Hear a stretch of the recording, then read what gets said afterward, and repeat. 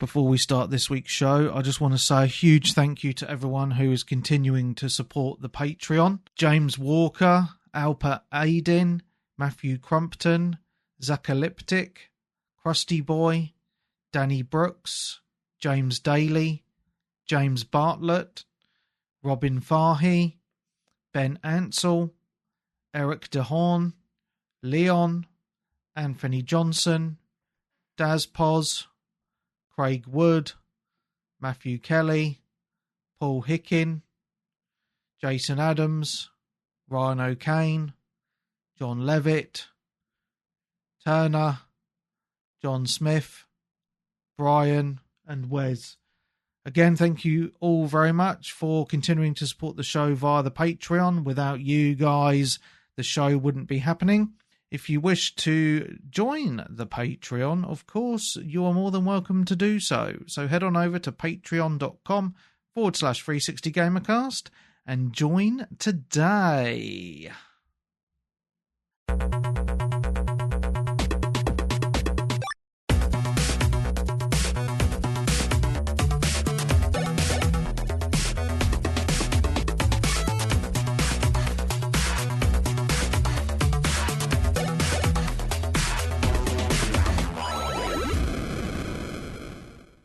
Hello and welcome to 360 Gamercast, episode 752 for Tuesday, the 7th of October 2025. I'm your host, Mark Webb, gamertag Pearson ID, Steam ID, Webby 360G, and joining me today is... It's Graham, or GHAMOX14. It's Nick again from the internet. And the Fall Guy Sensei Switch. There we go. Nice to have a full house again. It's been a little while. Just a little bit of a notice. There won't be a show next week because I won't be it. And the week after there probably will be, but I'm not going to guarantee that 100% because I might be away again because I've got a couple of weeks off work at the minute and we're going to be doing things. So I'm definitely away this weekend coming. But I don't know what we're doing the weekend after. So I don't want to guarantee a podcast if I can't because want to do some family stuff. So there's definitely 1 week off. There might be 2. So I'll keep you posted in the Discord. And if you're not in the Discord, why not? Join it. Links in the show notes. Cool. Well, it's been an interesting week, guys, hasn't it? Just a tad. Yeah. So we had some discussions last week about Xbox. I got a little bit upset because obviously all of their traditional first-party games are going to PlayStation with the announcement of Flight Sim going to PlayStation by Christmas time. And I was already a little bit upset there. We've also had the news, obviously, last week, which we discussed, of a lot of stores around the world have stopped stocking the system and its games. Yeah. And the consoles going up in price over the last 2 years. Yeah, which Sony have also done, but Microsoft more so. I think in America, the Series X is even more expensive than the PS5 Pro, which is insane. One iteration of it. Yeah, it's still crazy to me. But obviously, Sony have launched another version of the PS5 Slim around the world now with a smaller hard drive as well. So as I say, I'm going to try not to bash Xbox too much tonight because obviously, Sony have been guilty of some of the stuff, but some like, mate, this week we might as well get into it. They announced an increase of price of Gamepass. And it's quite a substantial increase, actually. So, in America, it's gone from from $20 to $30 a month, and in the UK, from £15 to $22.99 a month. Which that is for the ultimate, like the top track with the game day one games and stuff, isn't it? To be fair, Webby, they did up it from 15 to 20. About 10 months ago. as well, if you see what I mean. So in the last 2 years, or 14 months, it's gone from 15 to 23. Well, that's strange because I've been paying for Game Pass Ultimate for Marcus, and I've been paying £15 a month for that. Yeah, but didn't you, like, stack it and get a good deal for... No, for me, I did, but for him, I've been paying it monthly. And even, like, I checked last month's bill, and it was 15 quid. So... But obviously, because I cancelled his Game Pass, when I look now, it's $22.99 if I want to renew him.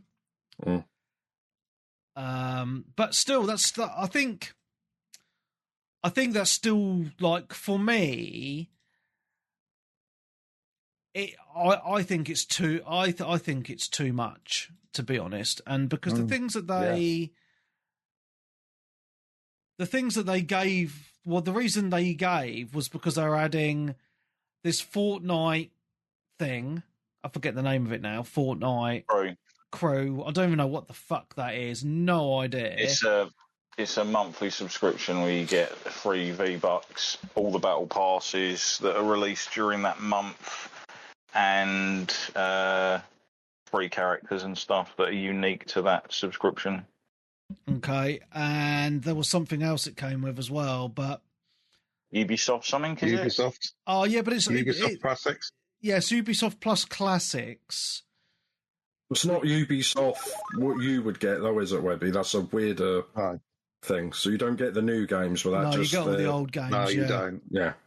No. So personally, I think, and this is just personal, it's not, and I've seen the arguments online. Oh, wow, you're just upset because you can't afford it. It's nothing to do with money for me because, 23 quid I could easily afford for playing video games, but it's just the point of it, raising it in my mind from 15 quid to 23 quid in one jump is just ridiculous. And the extra things that they're offering as an excuse do not matter to me at all. Yeah. I don't play Fortnite. I've already played every single good Ubisoft game anyway, so that extra money a month for me is not worth it. And especially because I've been paying like for 2 subscriptions. Obviously, Marcus is upset now, and the only reason I paid for an extra subscription is because I built him a PC to play, and I thought, well, it'd be good to have him an extra subscription for the PC, but obviously now he's just going to have to play Steam games and that. My subscription doesn't run out till May next year. So I've got 2 Xboxes downstairs. So my house, they can still use my Game Pass. And I can do, obviously, the home Xbox, the system share thing to get around that. But I think, the way I've been thinking recently, and I don't know if you guys are in the same page as me, but obviously the VPN trick for Game Pass doesn't work anymore because I used to stack up 2 or 3 years at a time using the VPN trick anyway. So I was paying like 100 quid for 2 or 3 years, which was a bargain. But now I'm like, well, I look at it now and I'm like, well, that's £23 a month. That's almost £300 a year just to rent games. To not own any game. Yeah, and I looked actually at I went through and I listed out every game that's come out on Game Pass this year. And do you know how many of those games I would have actually bought? One. 2. One. And that was Expedition 33. Yeah. All right. Like every other release, and I know there's been some big releases, you've had Hollow Knight and a few others, but I wouldn't have bought any of them because they're not for me. So I'm like thinking to myself, well, that's not good value for money for me. And obviously some of the older games get played, and if you're big into Call of Duty, I guess, that might be something for you. But for me, I'm like, that's a lot of money to spend a year to rent games that because if I'm only buying a few of those games a year, I might as well just do that. So obviously they've put it into tiers now, haven't they? Anyway, so you got the upper tier. I need to find the page actually. Then we've got 3 tiers, haven't we? Like Core, which is just live, sort of Ultimate, but you don't get the day one games, and then Super Ultimate, where you get everything. Yeah, that's right. So I found a little picture. There we go. So you've got, and this is in American prices on this picture. So the essential just to play, and this is just to play online. And this is what's even crazier to me. You remember Xbox Live Gold? Oh, I just want to say hello to Razzle Tazzle. Hope you're doing well, mate. Xbox Live Gold was only about £40 a year, and that was just to play online. There's no option just for playing online now, really. That's cheap. So the cheapest option just to play online is at $10 a month. We need to find. Can someone find the English prices for me? That is. I think that is ridiculous. Absolutely ridiculous. So I'm just trying to find I did take a picture, but I forgot to put it on my. Oh, here we go. £7 a month for the British listeners, just to play online. Online. Yeah, that is £84 a year, just for the privilege of playing online. I don't know about you, but I think that's a little bit of a rip-off. I think 70 quid for like the PlayStation we're charging was bad for that. Yeah. But at least, like with PlayStation, you kind of do get the game every month, couple of games a month, and like 1 or 2 a year that might be worth adding to your collection. Because remember, Webby, with just like Xbox Gold or whatever it was called, you used to get the games every month, didn't you? The 4 games every month. Games with Gold, yeah. Mm-hmm. So you used to, at least for 40 quid, you used to get, like, I think it went down when Xbox One started from 360 or Series X, but you used to get like 4 games, 2 Xbox Ones, and sometimes 2 like 360 games or an indie game and a 360 game type thing. Yeah. And they took that away. So basically, they've doubled the price and given you less. Yeah. But, So I can't find the different prices for PlayStation because I'm actually subscribed at the minute, so it's only showing me what I'm paying for at the minute. But you look at the difference, right? The top tier of PlayStation Plus is £13.49 a month, or £120 a year. And with that, you get the Ubisoft Plus Classics anyway. And you get, and actually, because I've resubscribed recently, and there's actually like a really good library, and you know, and you don't even need to go for premium, because Extra, which is the middle tier, gives you the whole game catalogue anyway. Like the premium's only for the PS1 games. So if you're not interested in that, it's even cheaper.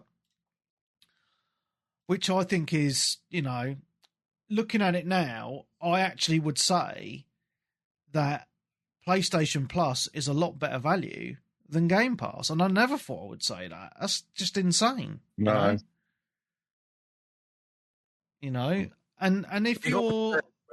That's only because you haven't had it for so long. That's built up a load of games that you haven't played. Whereas if someone's only had PlayStation for the last 5 or something years, if they went to Xbox, well, not now with the price hike, but before, there would be a lot of stuff on there that they haven't played. Yeah. But it's still, what, £10 a month cheaper? Indeed, yeah. But do we think PlayStation will because they all seem to be copying each other, PlayStation are probably going to up that price soon anyway, aren't they?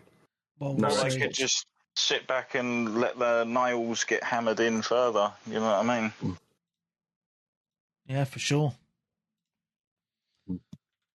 Yeah, because obviously, you know, I've been thinking about this quite a bit recently, because obviously, like, I've moved majority over to PC gaming the last 7 or 8 years anyway.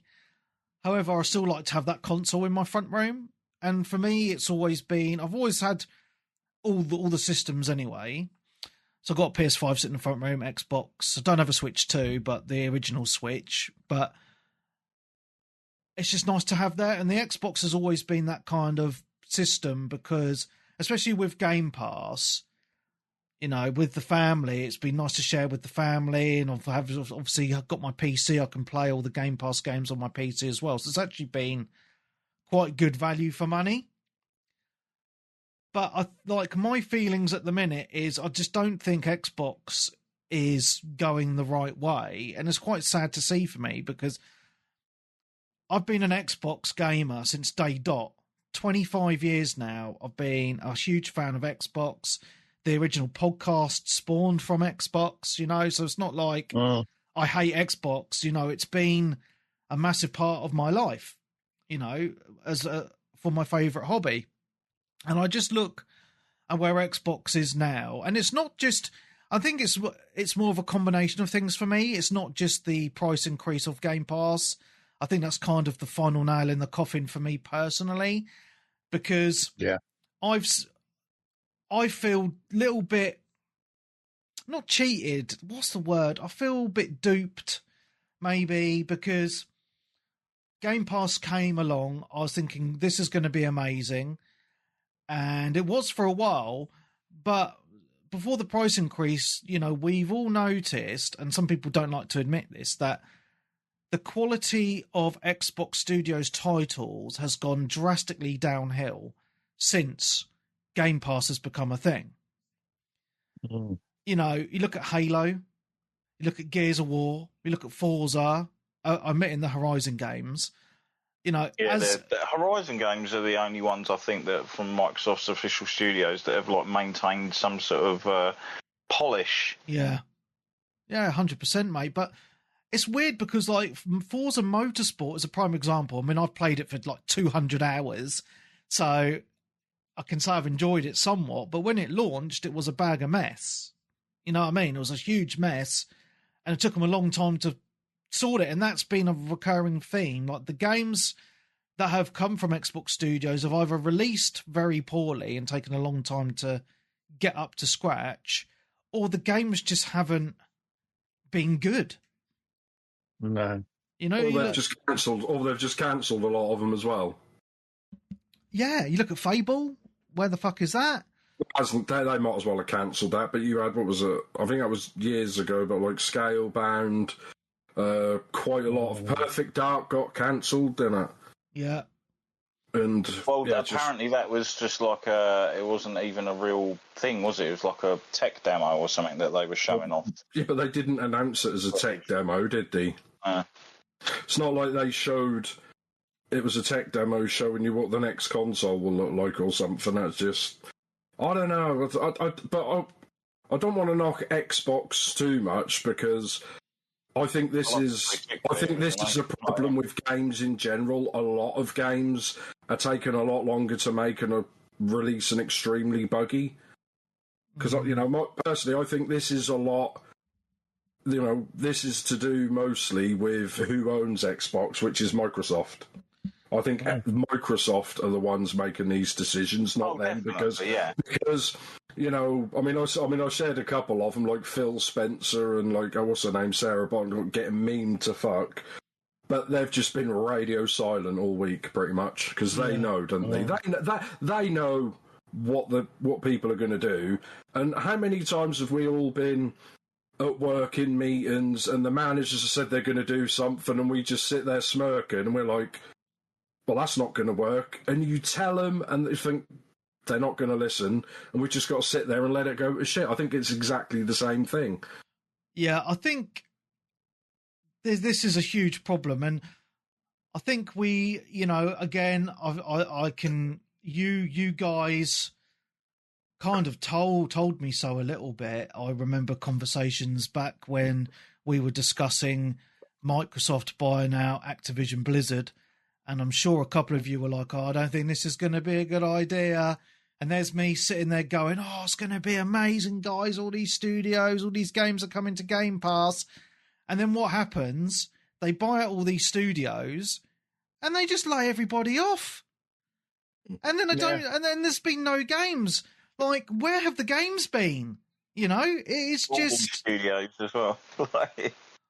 Dude, I I do think the game industry on the whole is shifting a little bit anyway.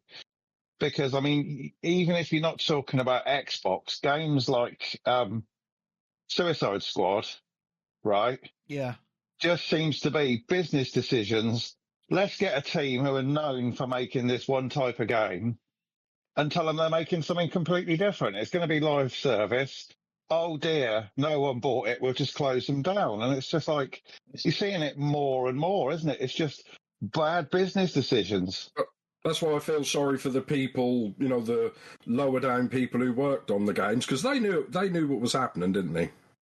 Yeah, they did. Of course. They knew the game wasn't going to. The management? Yeah, once the management set course, there's not a lot they can do at the bottom. I mean, a lot really. of CD Projekt Red, a lot of their developers apologise like a week or 2 weeks before the game come out. I was like, why are they apologising? We're sorry the game's coming out. And I'm like, why are they apologising? I was like, oh. But, I mean, this isn't... I mean, we've been talking this since today. I mean, I'll go through, Webby, like, the actual price of Game Pass, because I've got them all down. So it started in 2017. Yeah. And it was $7.99. Yeah. And there was only one level. And I think a lot of us said back then that this deal is awesome, $7.99, and you get all first-party games included, plus all these other games. And, yeah, at $7.99, that was a great deal. And I think a lot of the Sony guys were sort of giving Xbox shit as, oh, well, no one will buy the games new anymore. They'll just get them on Game Pass. And I think that pretty much happened, didn't it? Pretty much. Well, why not? It's good value for money, right? I mean, I worked out, and because we done the old dodgy, get 3 years of Xbox Gold and pay £1 to upgrade. So I think most of us did that, didn't we? We got like 3 years, 4 years of Game Pass for about £100. Yeah. And you think, and this was like 2017 to about 2020 before COVID, they were releasing 3 or 4 decent-ish first-party games, weren't they? I mean, you'd have got a Halo in there, a couple of Forzas, I think Gears of War 5, plus loads of other, so it was good. But I think a lot of us said, how can they make a profit? Yeah. Because they're losing money from us buying the games. I mean, I don't think... I had a look earlier because I was going through my games. I haven't bought a first-party Xbox game this generation. Well, why Well, would there was you? an actual report just before the newer news that we'll get to later on that they kind of worked out that they lost 300 million in revenue from lost sales from the new like last year's Call of Duty Game Pass. Yeah, but that's what I'm saying. It's not. This is their own doing.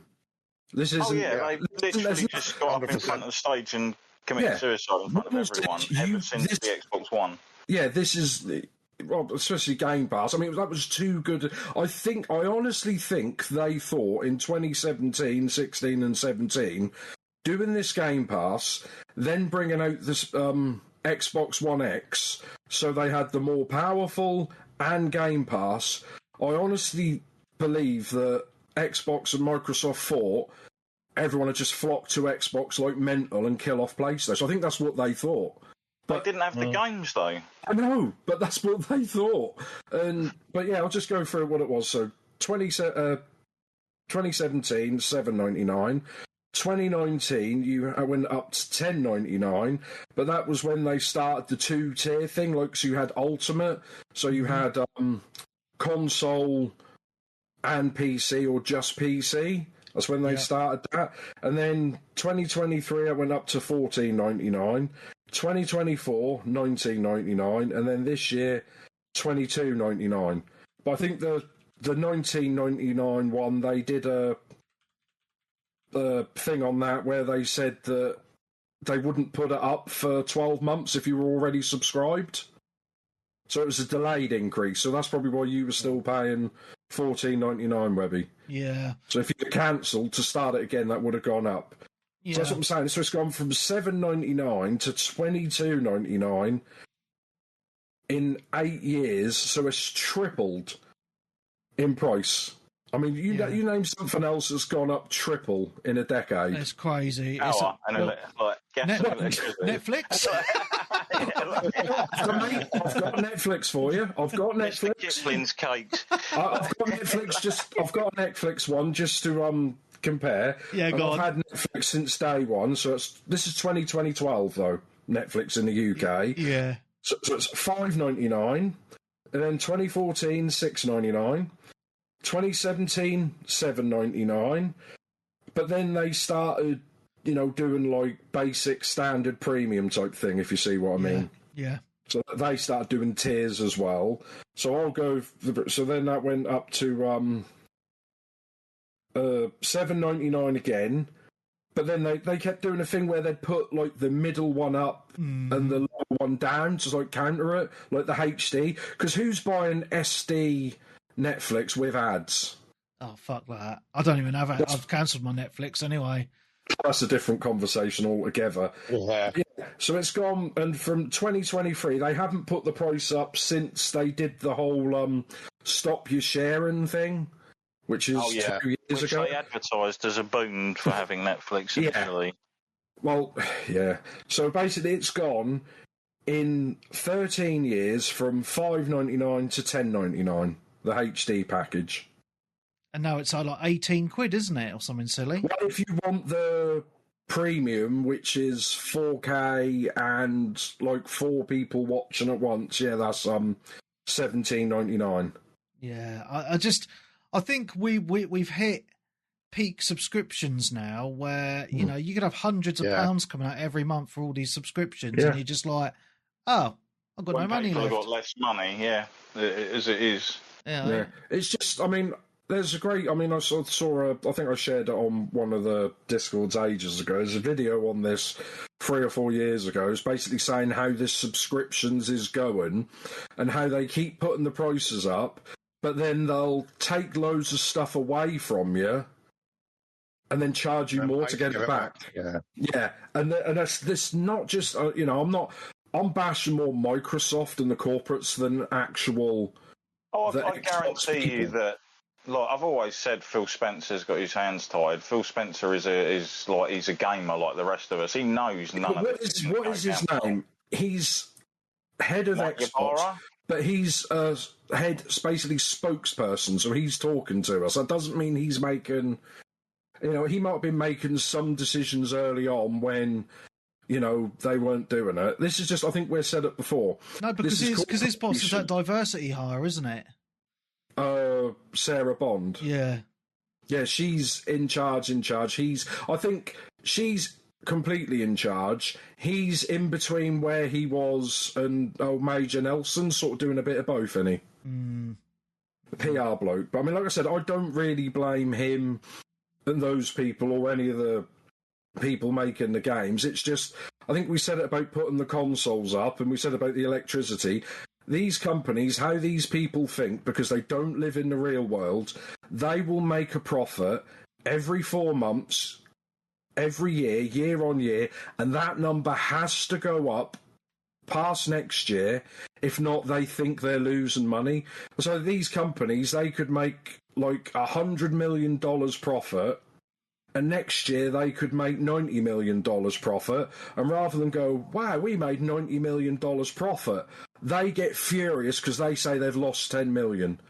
That's how these companies think, and these rich billionaires who make these decisions. Mate. They've got to pay shareholders. But the executives, the shareholders, they want the share price to go up and all that, and they want to just make record profits year on year. And same as Game Pass, it's not sustainable. Eventually, something's going to crash. And I think you can't have infinite growth for a start. No, but that's what they want. And these, I mean, have you ever told a rich person no? Yeah. That doesn't work, does it? No. That's what I'm saying. These people have never been told no. They've never been told they can't do it. And that they will die on that hill, and everyone else below them will suffer when shit hits the fan and everything goes to shit. But they'll walk away with a massive bonus, and go on to another executive job somewhere else. I mean, you got to look at Upwards. you got to look at Peter Moore, Sega. All people below him told him, no, we can't do this. The company's going to go shit. We can't release the console like this. We can't sell it so cheap. PlayStation 2's coming. And he just sat there smiling. Sega went bust. Loads of people got fired. He walked away with a massive bonus and then fucked off to Xbox, didn't he?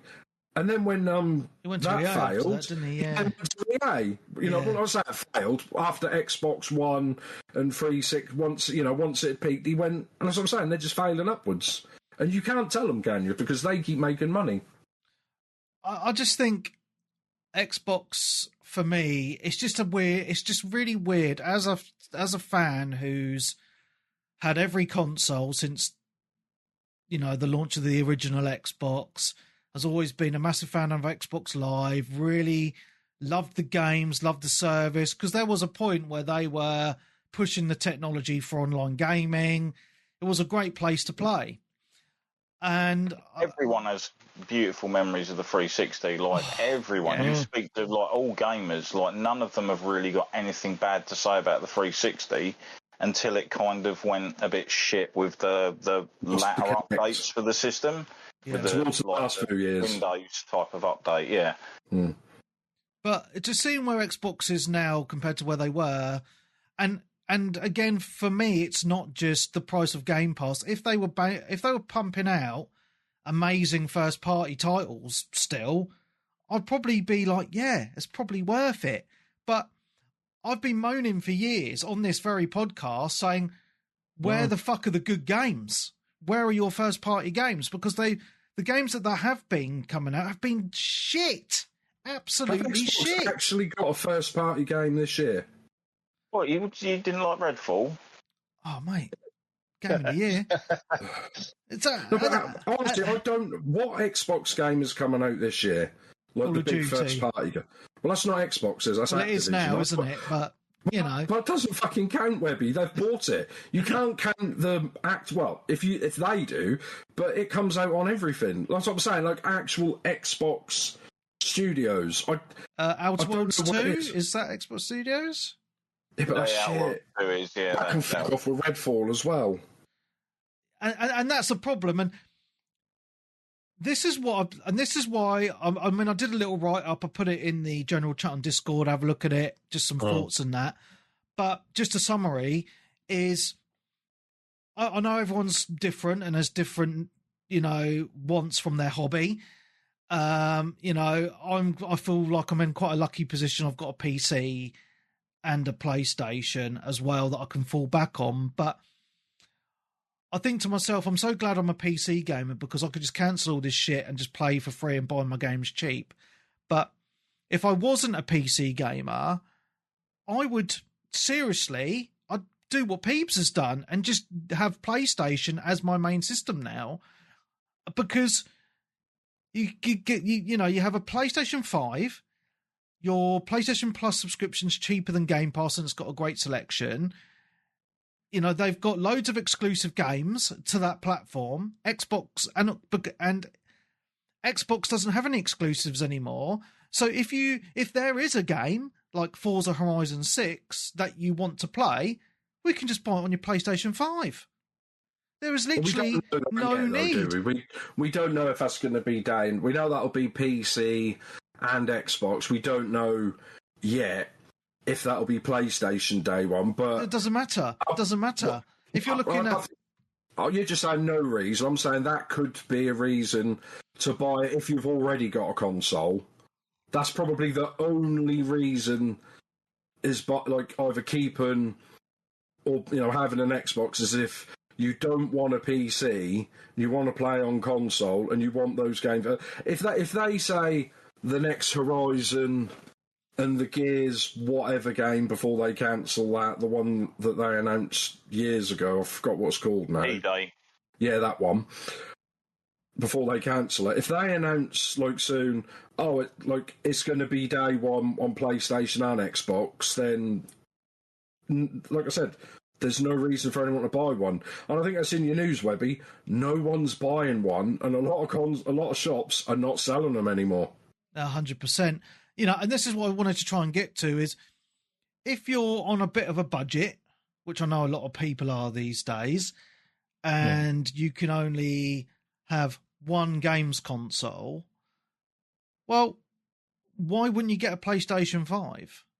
Because, as I say... Or a Switch, if you're a bit of a gamer that travels and stuff. Yeah, but let's just say, because obviously Xbox and PlayStation are the main competitors, really, PlayStation 5 is cheaper to buy than an Xbox.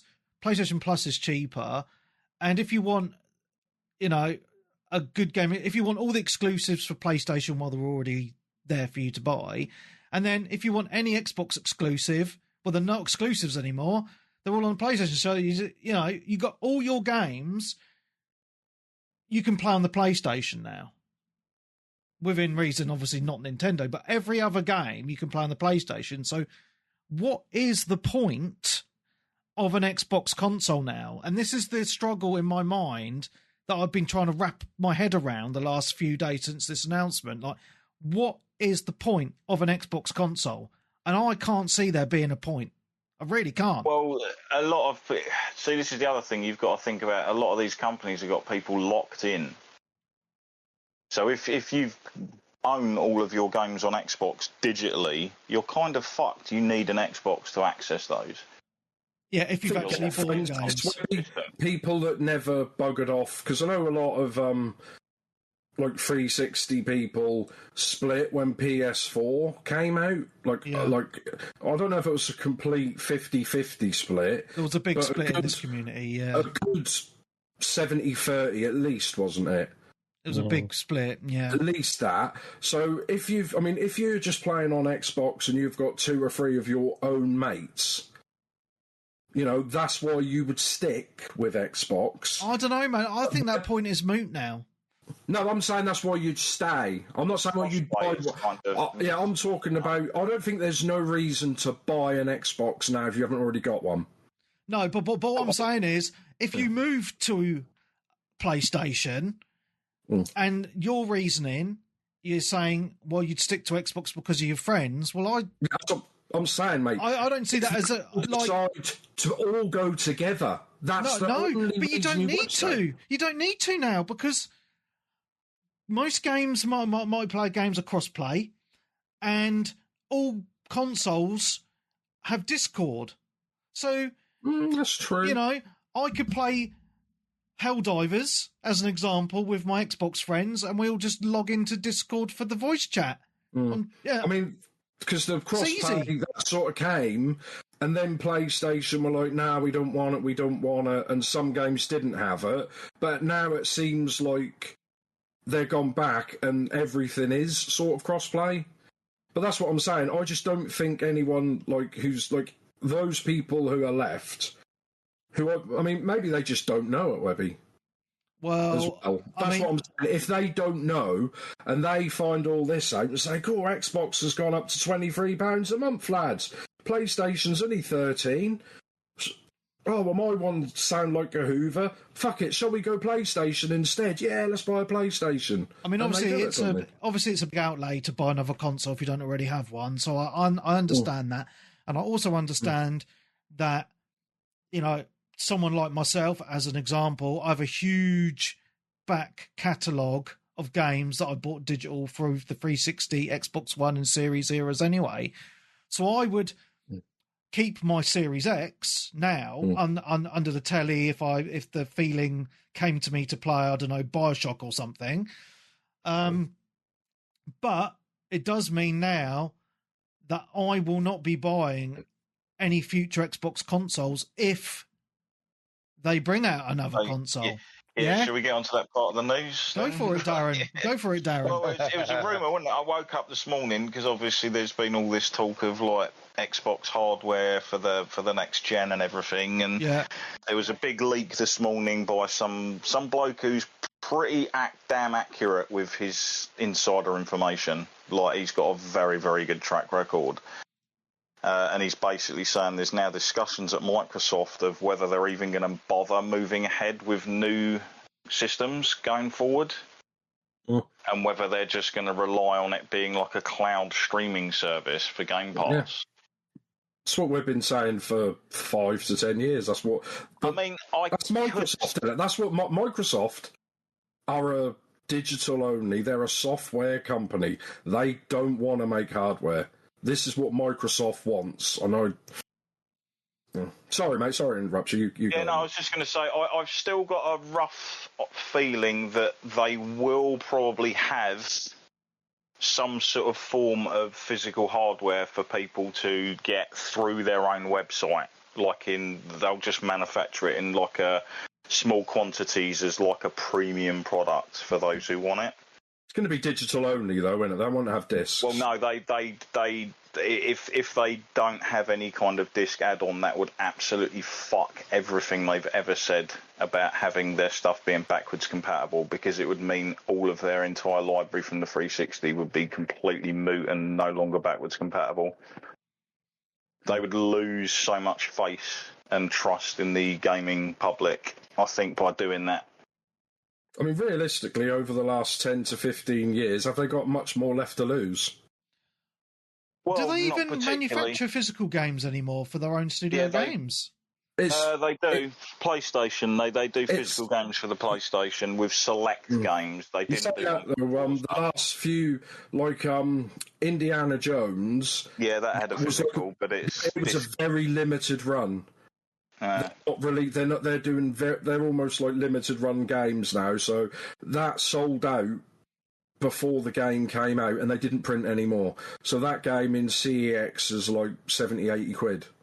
Because you can't. They were selling it in game when I've been in there. They've always had it in game. Well, I know they brought it out on whether or not they did another release when the PlayStation came out on disc, I don't know. But I'm talking about initially over. Because it came out early December, didn't it? Initially, you could not get that game for, like, physical, unless you went to CEX and paid a premium. You could not get that game for 3-4 months over Christmas. Because I think that's what they've been doing. They're not releasing as many on disc. But then I think that could be all games are not releasing as many as they used to. I think. See, I now know that all of this not releasing games on disc is it's just corporate greed. That's literally all it is. Because the amount of times I'll look online and it's like Bob Thorax Simulator 5 physical release on PS4, PS5, and you're like, all right, so you can bring this out physically, some random fucking company. But you can't be bothered to put like actual games like Dying Light, The Beast and stuff on a physical disc. Greedy fucking pieces of shit. Like, I can literally see that it's just like a greed factor. Yeah. Because so many random games that you just never heard of are getting physical releases, but yet games by AA, AAA studio, no. Even though like you go into loads of their things on X in their comments, and there's loads of people in there going, physical copy, mate. Like, technically, Alan Wake 2 should have been a wake-up call, because that game didn't make its money back until they released the physical version of it. Yeah, but, mate, don't you think the people in charge, like, you know, sitting at the head of the table, rather than listening to everyone like us, all the people who to their customers, the customers, feedback, they're all going to make up some kind of bullshit reason why that didn't.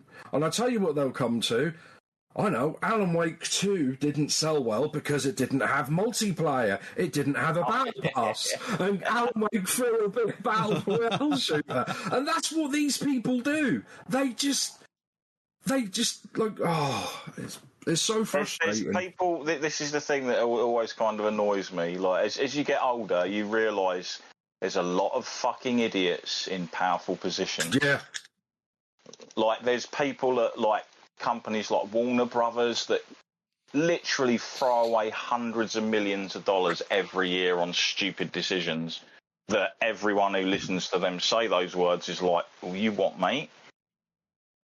Yeah. But no, they'll just go down with their ship like every time. Well, it's just wonder why. It makes you wonder. I mean, this isn't just games, like you said. It's everything. I mean, When they put what's her face, Kathleen Kennedy in Disney in charge of Star Wars, I'm in charge of Star Wars, but I hate Star Wars. I hate Star Wars fans.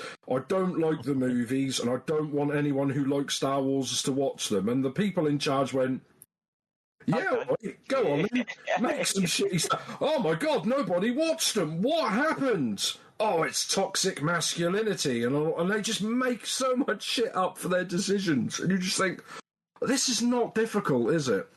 Make something good, advertise it, and people will buy it.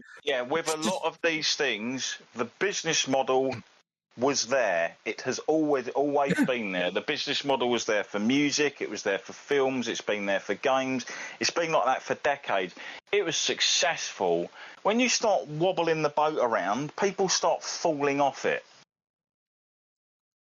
And then these companies are like, oh, what happened? And it's like, oh, I've got no idea, mate. It was almost like when Xbox came out, like with the initial shivving, where they literally came out on stage and defecated with the Xbox One. They literally come out and went, you don't want a games console, do you? Yeah, we actually do. No, you want a TV multimedia box that can cook your food and do this, tuck you into bed, jerk you off. It's like, no, we just want a games console, you prick. I'd have the last one, though. I'd have that. Came along and went, you want a games console? It's a games console. And everyone went, Isn't that weird? I just find that hilarious. That, I mean, we've said it before, that 2013 Xbox One and PS4, Xbox came out and just fucked everything, and PlayStation come out and said, we're not doing anything different, mate, and they got applauded for it. Yeah, exactly. Yeah, and that's when a lot of the podcast, of the community listened to the podcast, went over to PlayStation then. And they were £100 cheaper, which is... I was now watching a documentary on Amazon about PlayStation before this, for about 45 minutes. That's not too bad, but the audio's fucked for some reason on it. That should have been a warning, the fact that Microsoft wanted to check your credentials before giving you access to what you've paid for. This was like over a decade ago. Yeah, but you know, a lot of those guys, like Don Matrick, who's the main one, and a few of the other guys. As well. Yeah, but they were appointed from Microsoft. They were part of Microsoft in whatever division. They were shunt over to the gaming division to tell them what to do. They don't know enough. They've never played a fucking Xbox in their life, have they? They came from mobile gaming. They just came from a completely different corporation. But there's a lot of people like that in the workplace that haven't got a clue, but they'll just bullshit it and still get paid. Oh, and this is the problem, right? Because you go back to the 20 years. You know, when you go back to the original Xbox, you know, it was just a pet project by a group of nerds, and it was built off the shelf PC parts. And then Xbox 360 was obviously still kind of that fan-led game. It was done by gamers, really. Yeah. And then obviously since then it's been, as you say, the corporation's got its greedy mitts on it and wanting to do corporate bollocks, and it's flopped massively.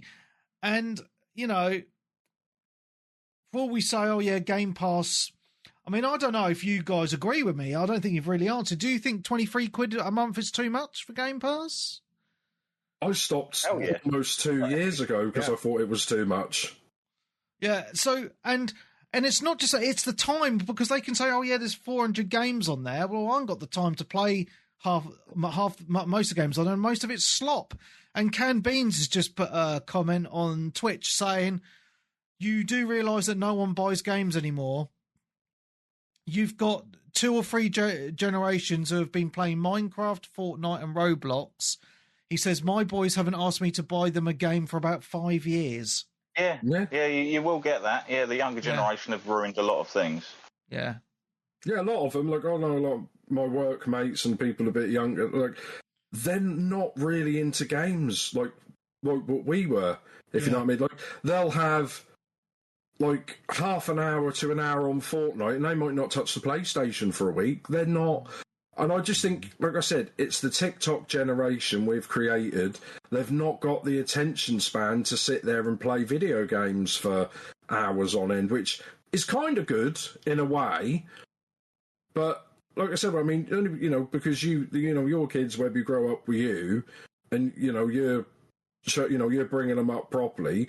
Imagine trying to get a kid who just sits there scrolling TikTok all day, to sit there and read all text in a Final Fantasy game and go through like a 40, 50-hour RPG. They're not going to do it, are they? No, I don't think so. But I'm just flipped. But obviously, because I've always been someone who likes to play a lot of games, obviously. But I've kind of like hit that point when this announcement came up. I wrote it down, and I was like, I'm actually better off going old school again and just buying my games, because I don't actually buy over 300 quid's worth of games a year now. Like, I don't, like... Didn't we work that out, though, Webby? Like, the first few years of Game Pass, when we'd have, like, 5, 6, 7 first-party Xbox, this is before they bought Bethesda and Activision, so we thought, well, we'd have bought Forza, we'd have bought Halo, we'd have bought, Call of Duty, we'd have bought these. So we thought we'd have bought those 7 games for like 50 quid each, but they gave us that for $7.99 a month. Yeah. And most of us didn't even pay that because we done the dodgy £1 upgrade.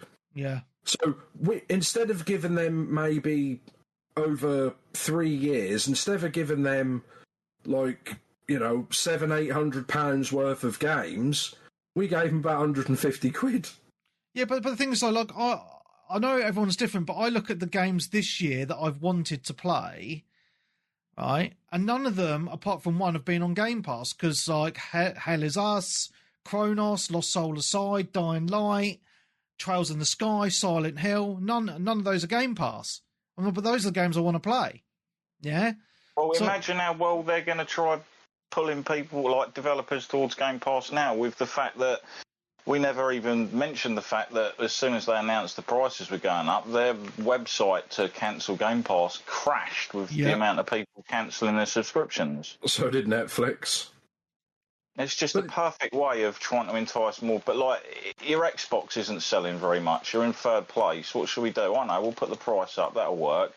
Oh, Game Pass isn't growing the way we want it to anymore. We're not actually getting the numbers. I know, we'll put the price up. That'll bring more people in. Yeah, it's such a weird... Like, this generation has been really strange to me, because Sony and Microsoft have, 5 years into the generation, put the prices up on their systems and their peripherals, and it's like, usually 5 years into a generation, you're winding down and your console's like half the price they were at launch. What the fuck is going on there? That is really weird. But with Xbox, it's more, for me... what the fuck are you doing? Because obviously we're all a similar age. We're used to like consoles having their exclusives. You buy them for the games you want to play. And again, I repeat myself, what does Xbox offer now that's any different to PlayStation? There's fuck all. But do you think, Webby, we've noticed that we're going away from those type of AAA games because they're manufactured to make money, not to be good, and we're going to, I wouldn't say indie, but we're going to this gap in between this sort of AA games, like, people with passion making games for 40 quid instead of 70, 80, like you said, Claire Obscure. Why are we going more towards those type of games than the big blockbusters? Because they're better quality. Do you think it's because... Yeah, but not just quality. Made by gamers for exactly. Gamers. Like they're made by people for us. The other ones are made just to make money. And we can see through that. I mean, they could have asked, Xbox, they don't do it anymore, the same as they don't do with movies. I heard they're coming back, when they used to do preview screenings for the media, instead of just paying people to tell them what they want. They could ask 100 people, and we'd all say the same. Why is Xbox Game Pass dropping, and why isn't Xbox console selling good? And we would all say, you've not got enough good quality games. Yeah, first party.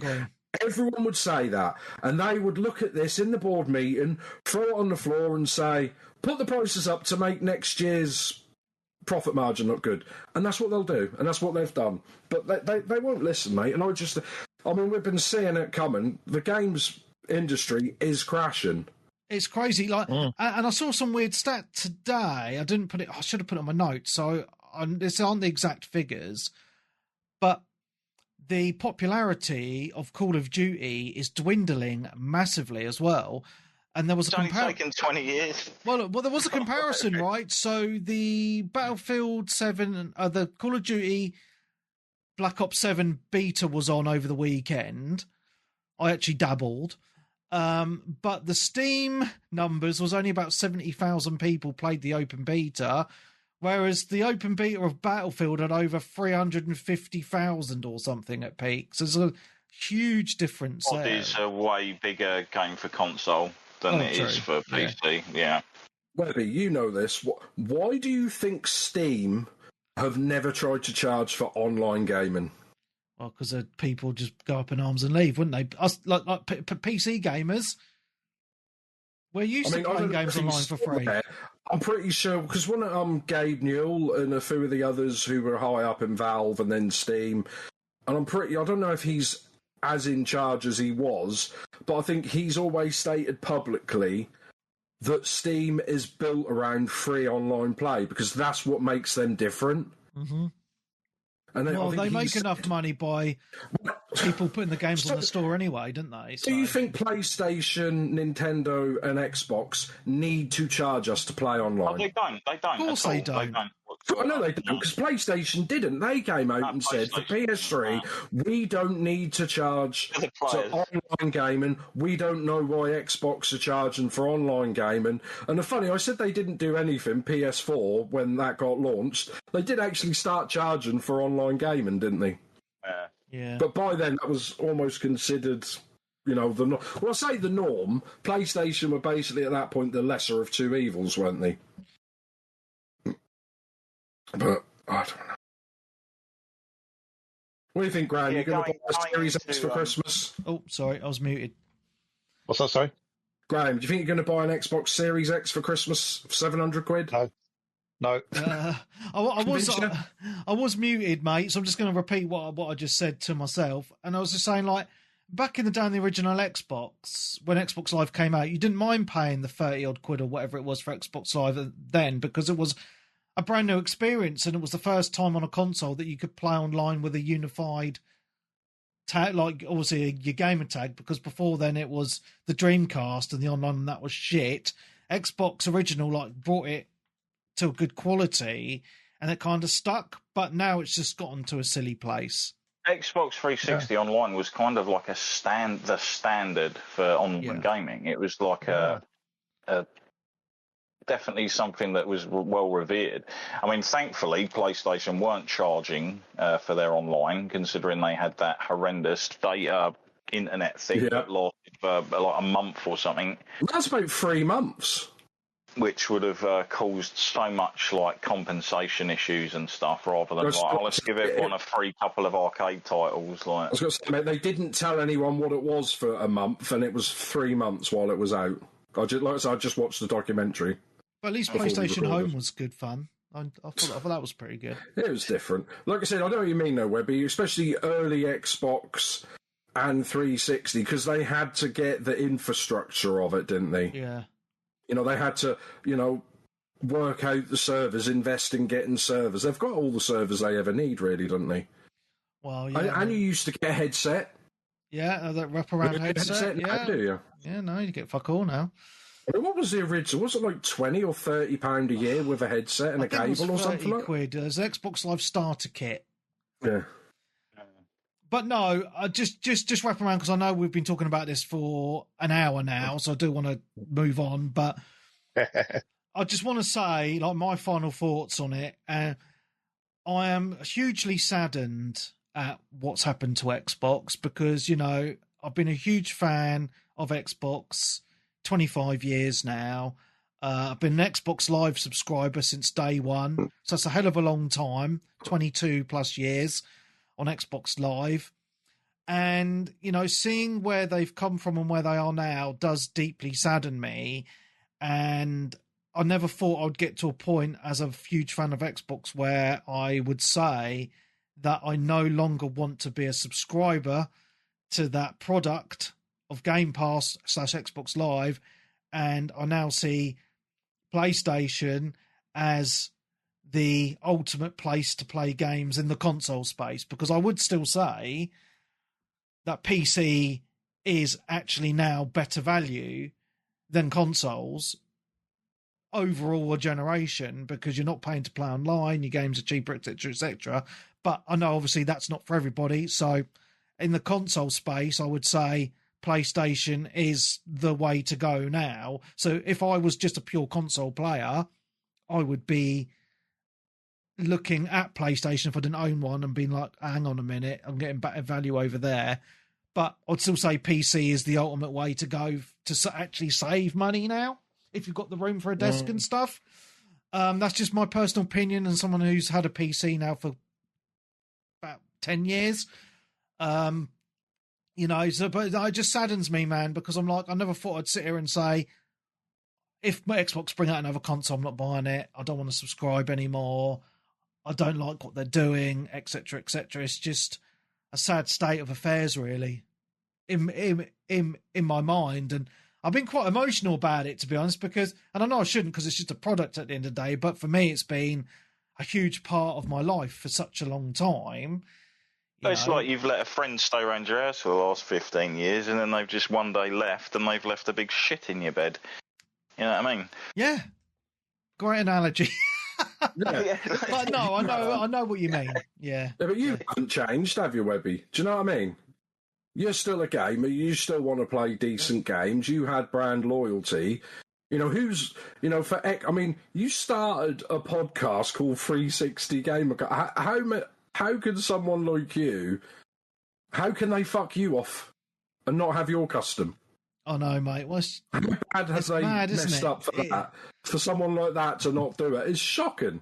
Yeah. But this is the thing I noticed with the news that was breaking like the past week. There's been a load of we'll say Xbox influencers or Xbox sort of specific sort of content creators that have all just thrown their hands up and gone, you know what, fuck it.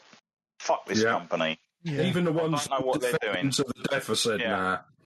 Yeah, I don't no idea what they're doing anymore. Fuck them.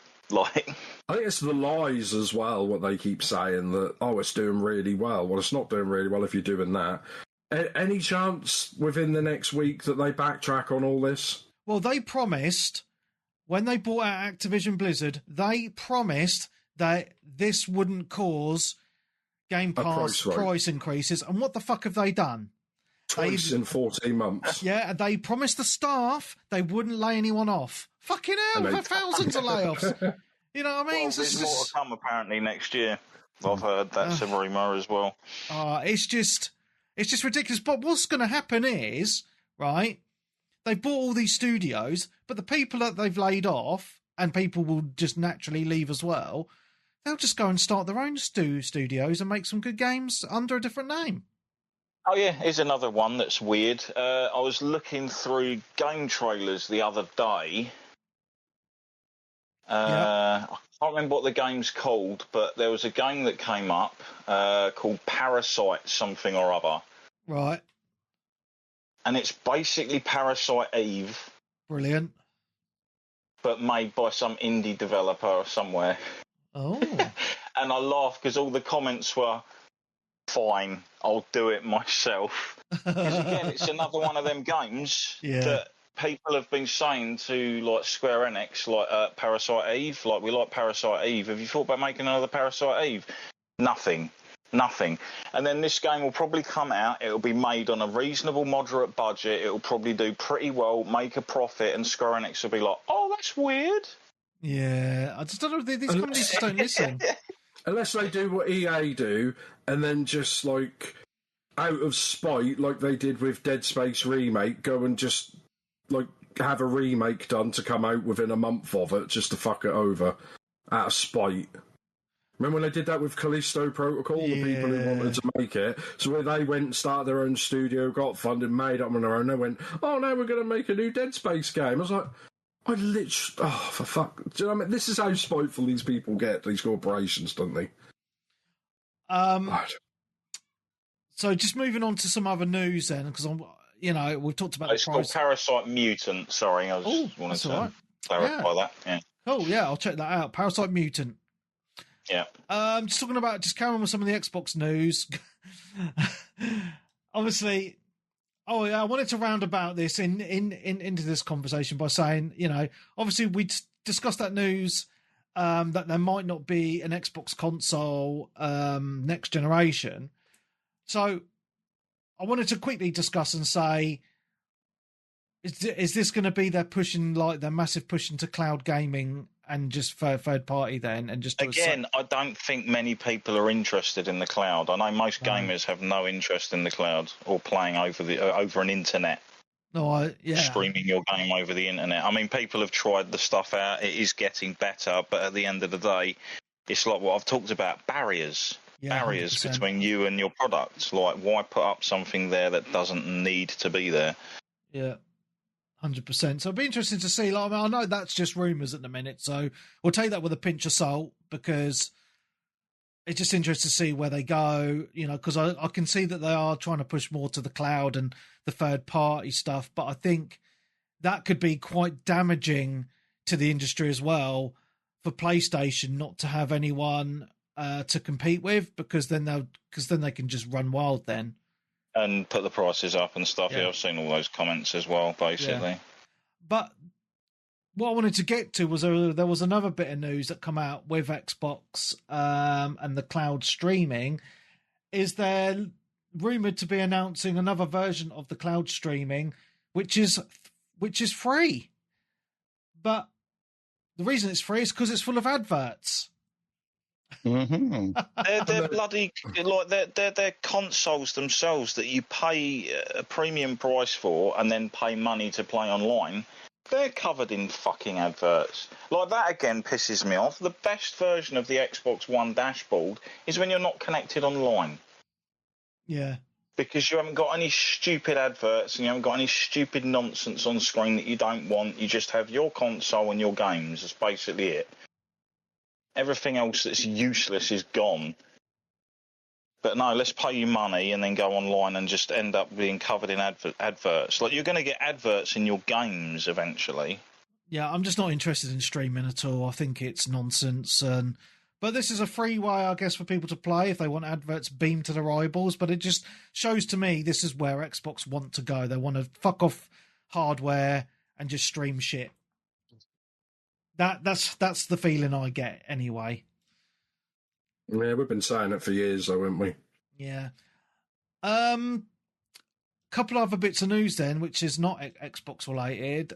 Go on. Yay! EA related news. You talked about this last week, and then 2 days later, it got confirmed. Yeah. EA has been acquired by PIF, Silver Lake, and Affinity Partners for $55 billion. That is a hell of a lot for one publisher. Like, that is an incredible amount of money for one publisher.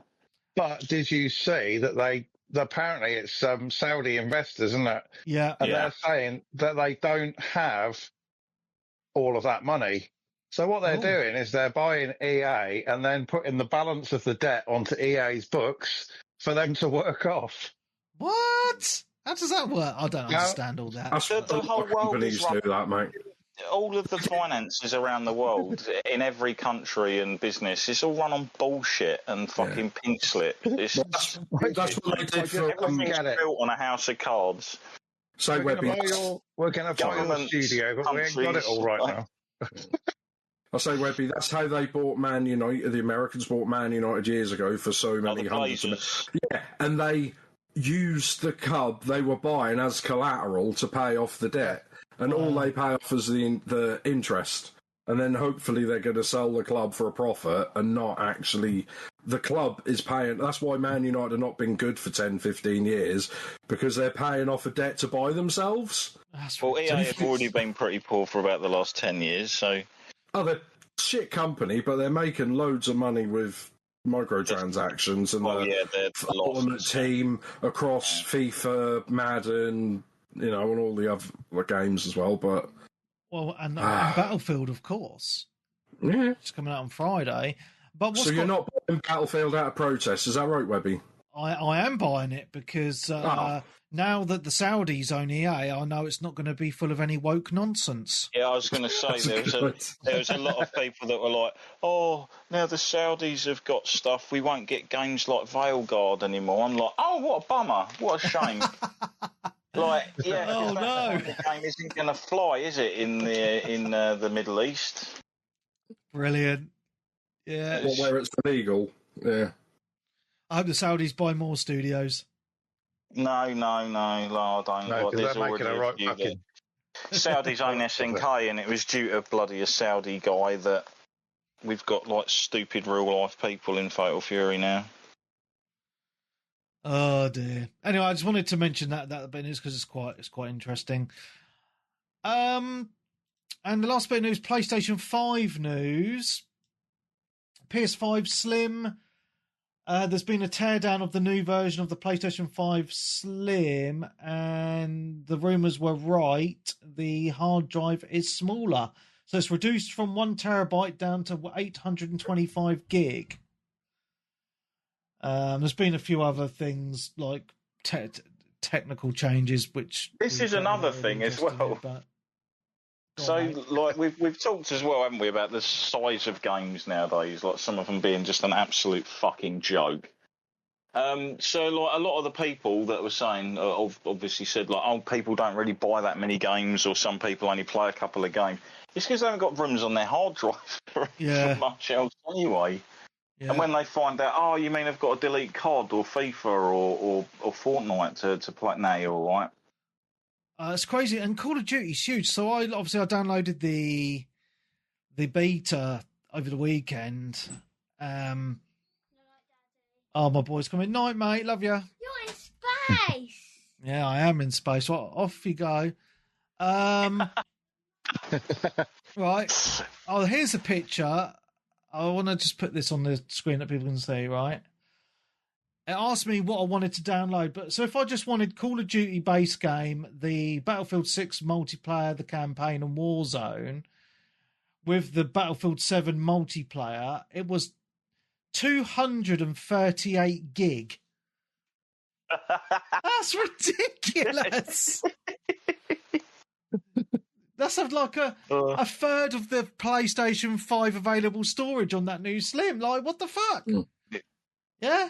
Just how weird this is, Webby. I've got some numbers there for you. Talk about hard drives. So PS3 launched with a 20 gig or a 60 gig, yeah? Yeah. In 2060 was a 20 gig, wasn't it?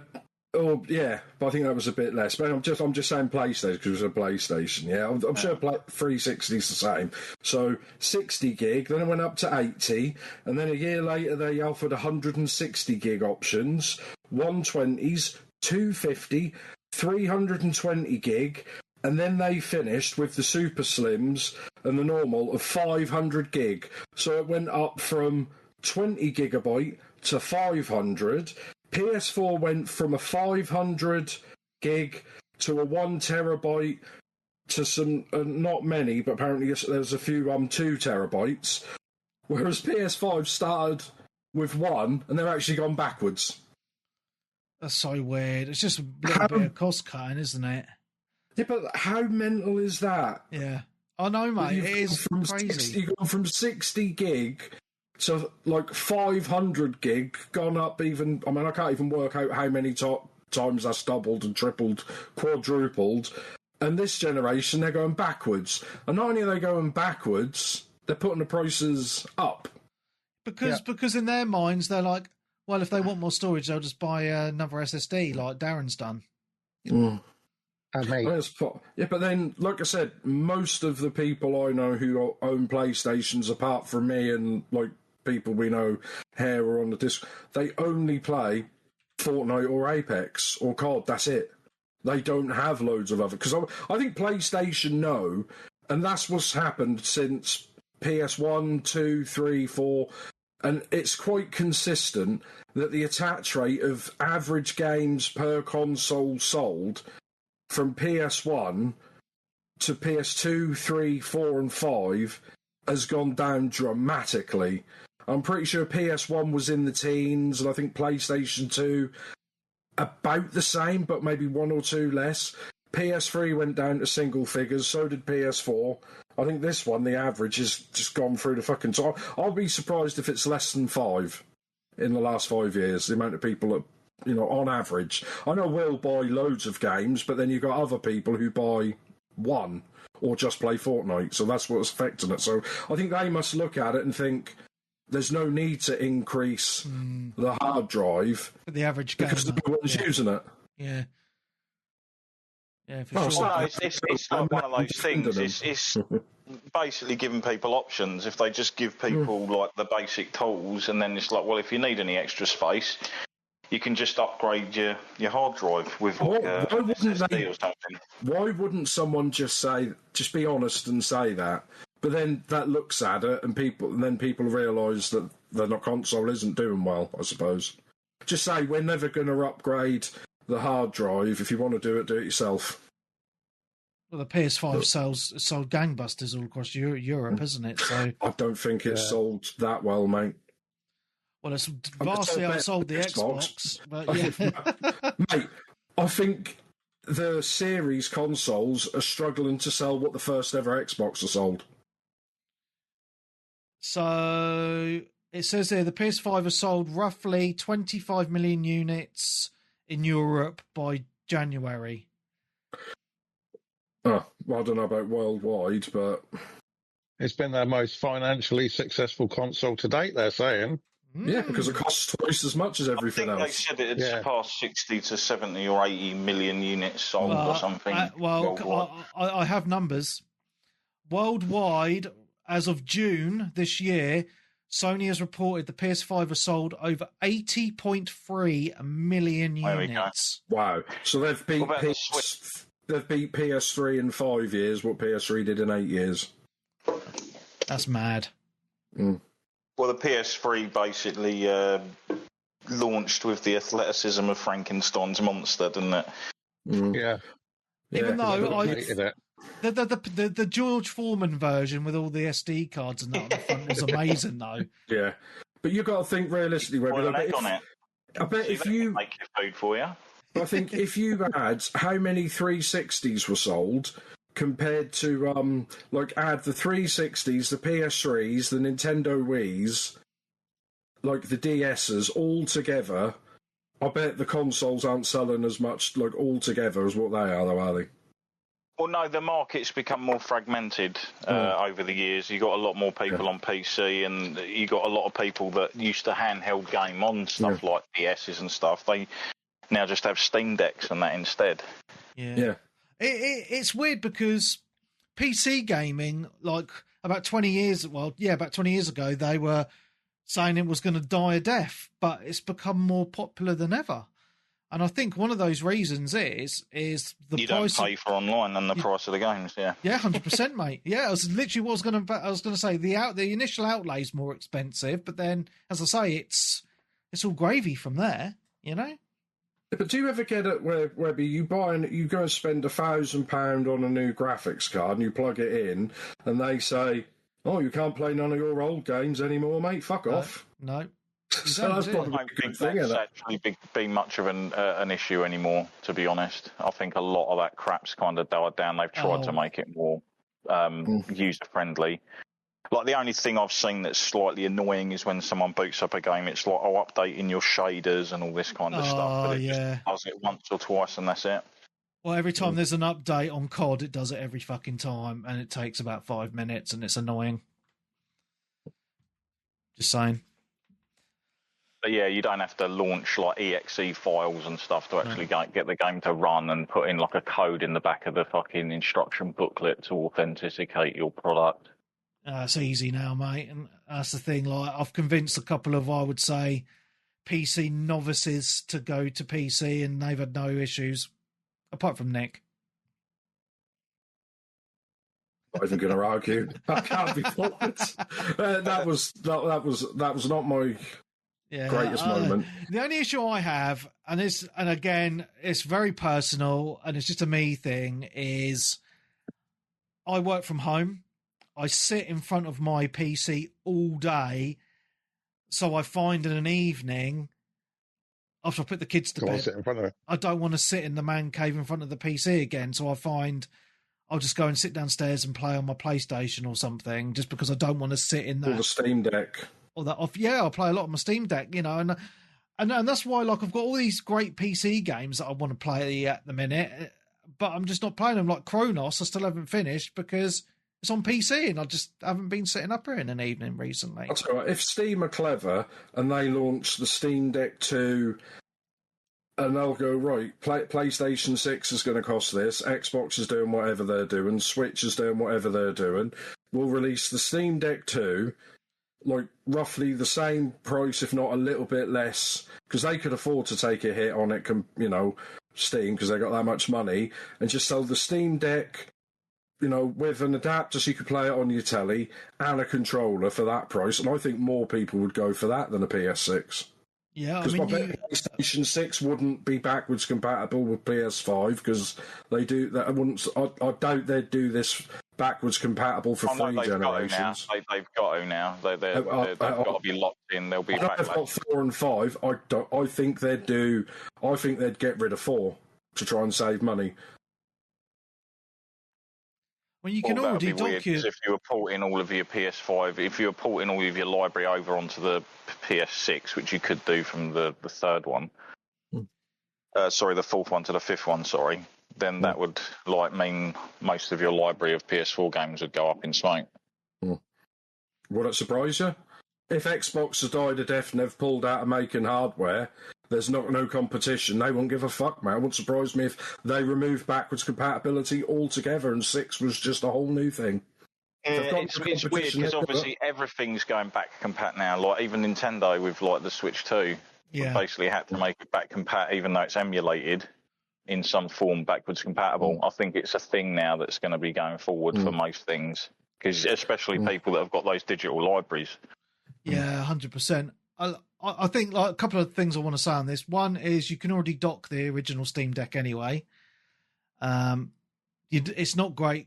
It doesn't have a lot of grunt though, so your usage, your mileage on usage can vary wildly.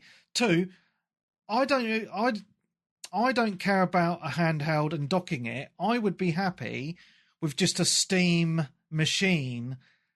Yeah, they're talking about them again. I can just stick under my TV, because I could build one.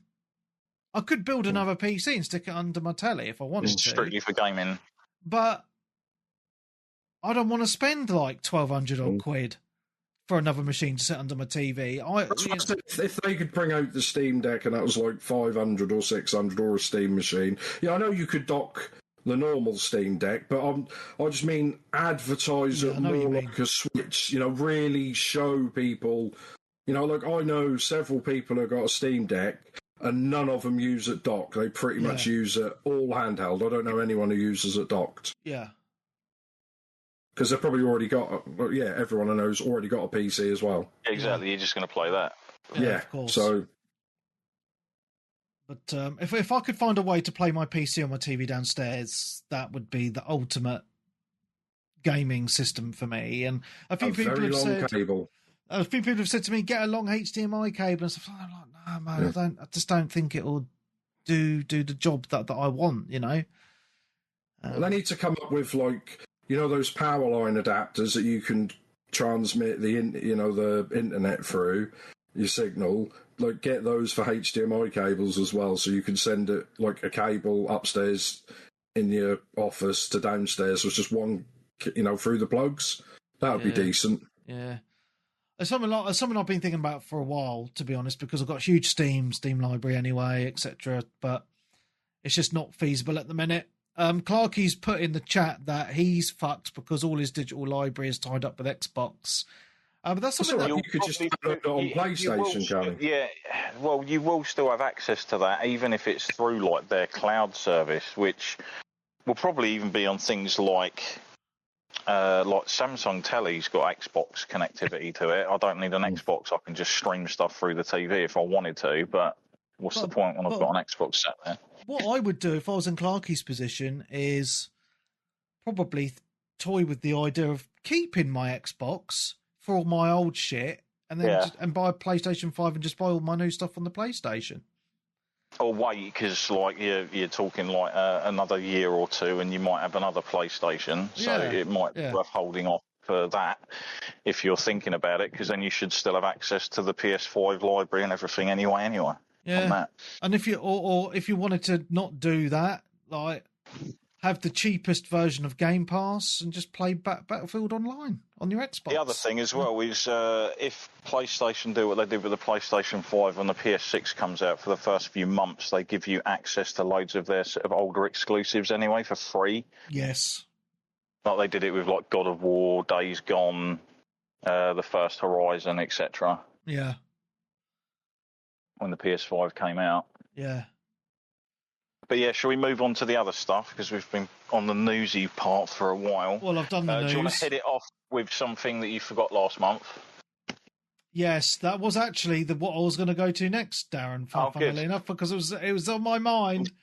Yeah, so we forgot to do the Xbox 360 game releases from September 2006. So we're going to run through them now. We're not going to be too long. I'm going to start at the top. September the 1st, a great game launched on the Xbox 360 then, and I'm pretty sure we've all played it. Saints Row. Yes. Nice surprise.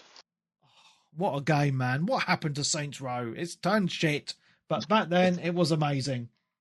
It peaked with Saints Row 2 and then kind of went silly. 3 was okay. 4 just went... Throw everything against the wall. Yeah, it was a good time, because it was just something. It was really cool to have something that wasn't Grand Theft Auto, but very similar to Grand Theft Auto. I knew loads of people that bought that as well. Yeah, man, it was a good time. Came out. Yeah. Wow, the graphics do not hold up very well. Horrendous, no. Well, they're not probably like PS1 horrendous or anything like that, but they're the beginning of HD. Yes. Good times. Next came out on the 12th of September 2006 was another good game. Lego Star Wars 2, the original trilogy. I'm guessing you guys played it. Yeah. I thought it was a really good game. It was also out on the GameCube. I just looking on YouTube at videos. I think Lego have done a really good job with a lot of these games, because me and Marcus have been playing the Lego Batman 3, as I mentioned last week, and they always hold up to be a lot of fun, great co-op experiences, you know? So yeah, great times. On the 12th of September, again, there was another release, NHL 07. NHL 2K7. Yeah, because I used to get like some hockey games and that on like the Mega Drive and like early PlayStation systems, but I never bothered, I think, with that sort of era onwards. I think a lot of those games, like the hockey, basketball, NFL, when they were really simplistic, like on Mega Drive and stuff like that, they were fun. Yeah. But a lot of the times, like now, they were just really complex and selecting all the plays and stuff like that, and it just became... Well, they were quite simmy, even back then, like, for what they were.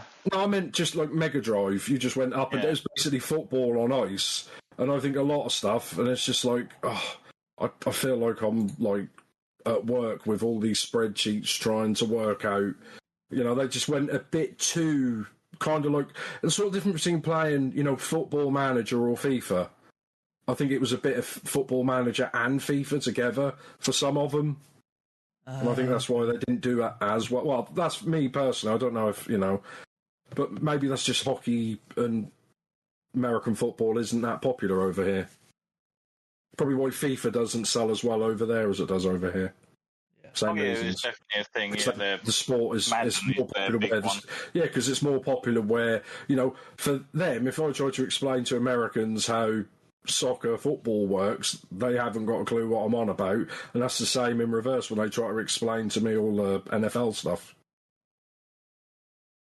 But they've always been really good looking games, though, haven't they? Generally, yeah. Next, released on the 13th of September 2007, is a game that I put a lot of hours into.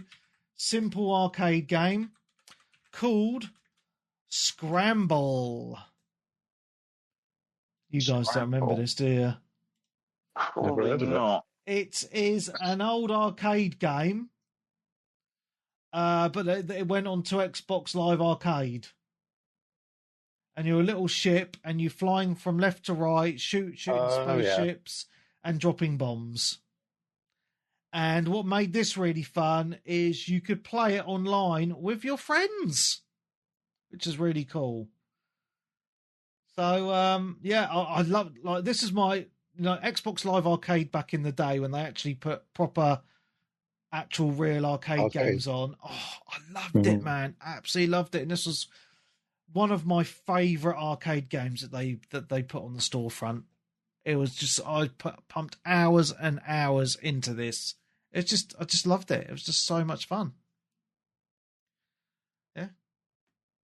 Good times indeed, because I redid the graphics and added online. So I actually put effort into a lot of these arcade games that they put on the service as well, which is really, really good. So,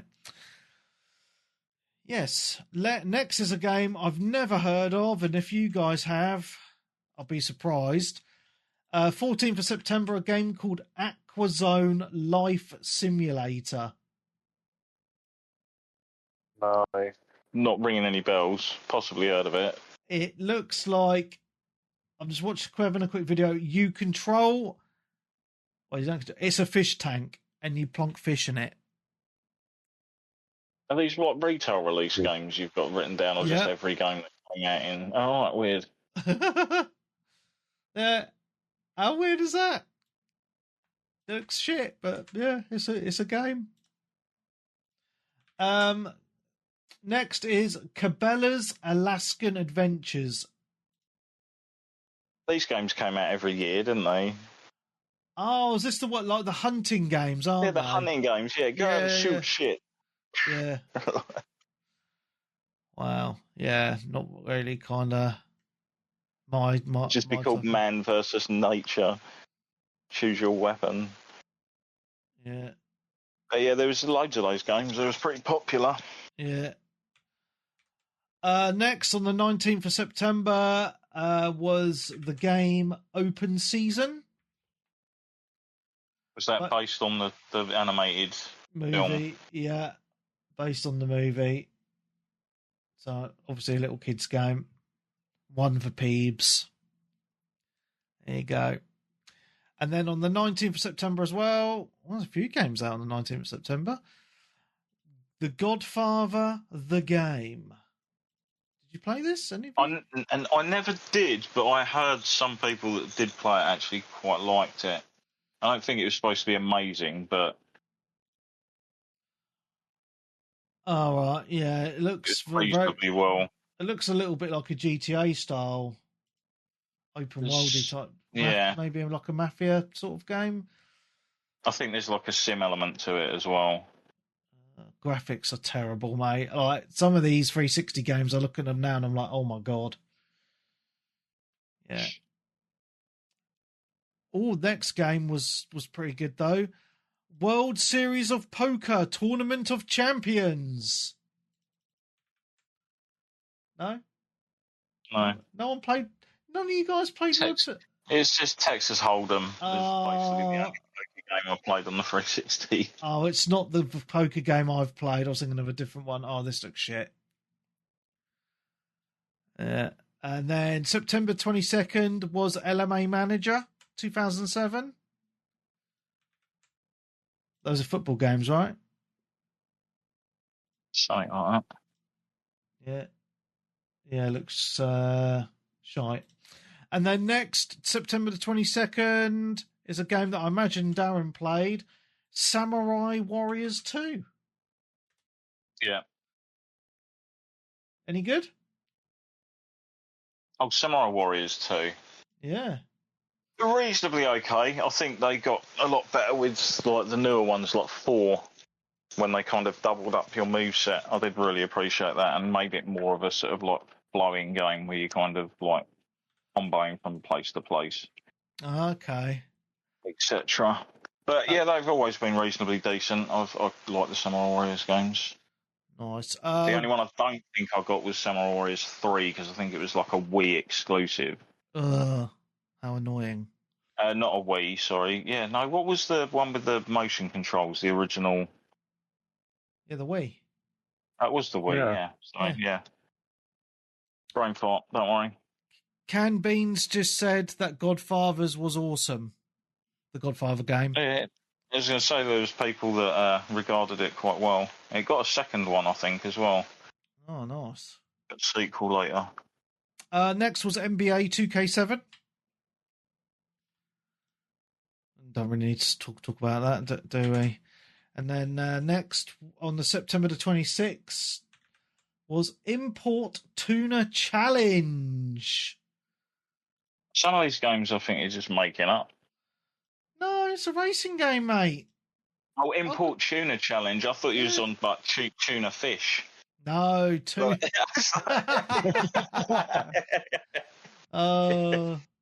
Yeah, it's like a Need for Speed type racing game. By the looks of it. I never played it, but it looks quite cool. And then on the 27th of September 2007, Doom Arcade released on Xbox Live Arcade. That's the original Doom. And then the original Doom. No, and then on the 27th of September, last game, a big game launched, which I know we all played, Just Cause.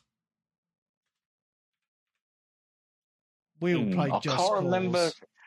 I definitely know I played Just Cause 2. I don't know if I played Just Cause. I might have played around a friend's house, but I don't think I owned it. Oh, really? I love the Just Cause games, man. They're bloody awesome. Open world, shooting the crap out of people. Weird, yeah.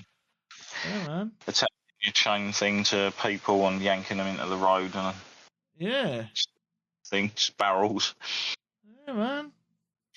Good times. So it was quite a good month, September 2000.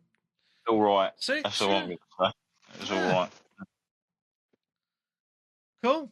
We've done the September games. Remind me in a couple of weeks we need to do the October games. Yeah, cool. Right, shall we get into some games we played this week? Indeed. I don't think Graham's going to have a lot to talk about in this regard, are you, Graham? Must have played something. I've got a couple of smaller downloadable games that I've played. Shall I do them separately or shall I do them both together? Yeah, do them separately, mate. Yeah. You got something to go around. Yeah. Well, the first one I've played, it's a retro, old-style shoot-'em-up which came out this month. It's called Earthion. So that's, it's like the word Earth, as in the planet we live on, with ION on the end. And I think it's a modern development of a Sega Mega Drive game, which just happens to have come out on the new consoles. So it is very much a 4:3 aspect ratio, pixel, side-scrolling, shoot-'em-up with power-ups. And it's had some very good reviews, and it has about 5 difficulty sort of settings. And it not only does it have like a save system where you can save your progress, it also has like a password system.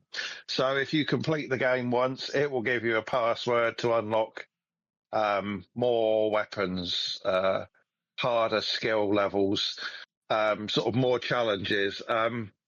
But what's quite nice is you have the ability to upgrade your craft as you go.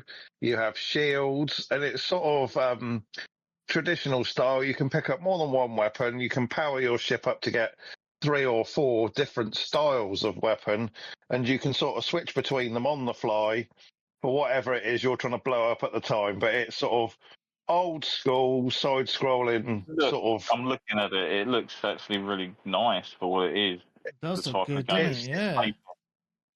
It's actually, I think I bought it on the store. It was a bit of an impulse buy because it was like 12 quid or £11 something for the download.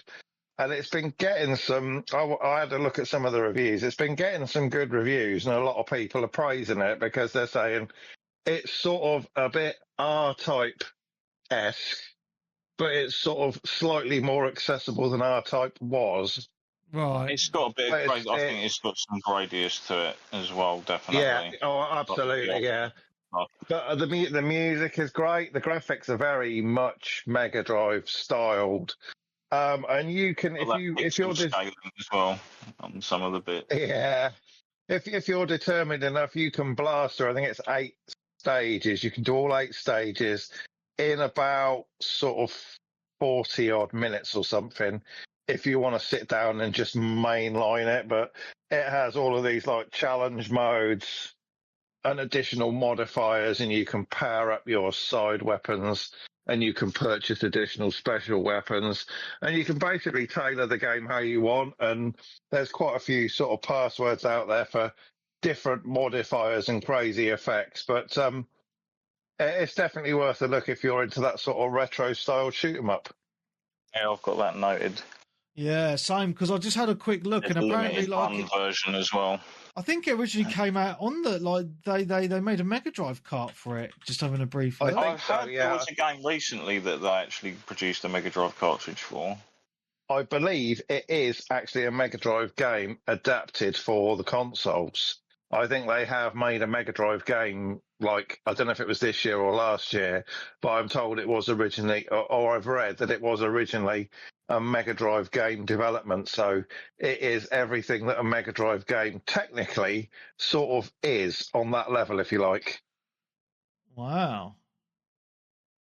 But I saw it and I was really good. I was quite intrigued. It's on everything, every platform. Yeah, it's on Switch, it's on Xbox, you name it, it's on it. So I mean, it's not the world's most technically demanding game. You can buy on limited run games a cassette tape of the soundtrack for this. But I really like the soundtrack for this. How cool is that? It is actually. I've watched the end credits, and it is kind of all like a sort of fully Japanese sort of development crew, as far as I can tell. And the person who does the soundtrack, I didn't recognise his name, but he's sort of noted for his work in that sort of genre. Oh, the chiptune genre. Yeah, sort of like a chiptune background. But no, it's it was a bit of an impulse buy, and I saw the trailer for it on, I think it might have been the PlayStation channel, and I started reading up on it, and I thought, do you know what? I thought for 11 quid, I'm prepared to take a bit of a gamble and see what it's like. Oh, mate, and all the stuff on limited run sold out for this. That's a shame. They have a collector's edition that has a mini replica of like an arcade of it, which is pretty cool. Yeah, and bits and bobs. This looks this looks really good. So I'm just looking. It's £16 on PlayStation. It's actually on sale on Steam at the minute for £11.24. Yeah, it's definitely worth a go if you like that sort of game. Which is perfect Steam Deck fodder. Yeah, 100%. It has a few sort of CRT filter options. Scan line. So, yeah, so you can turn your scan lines on. You can make it look like you're playing it on and off.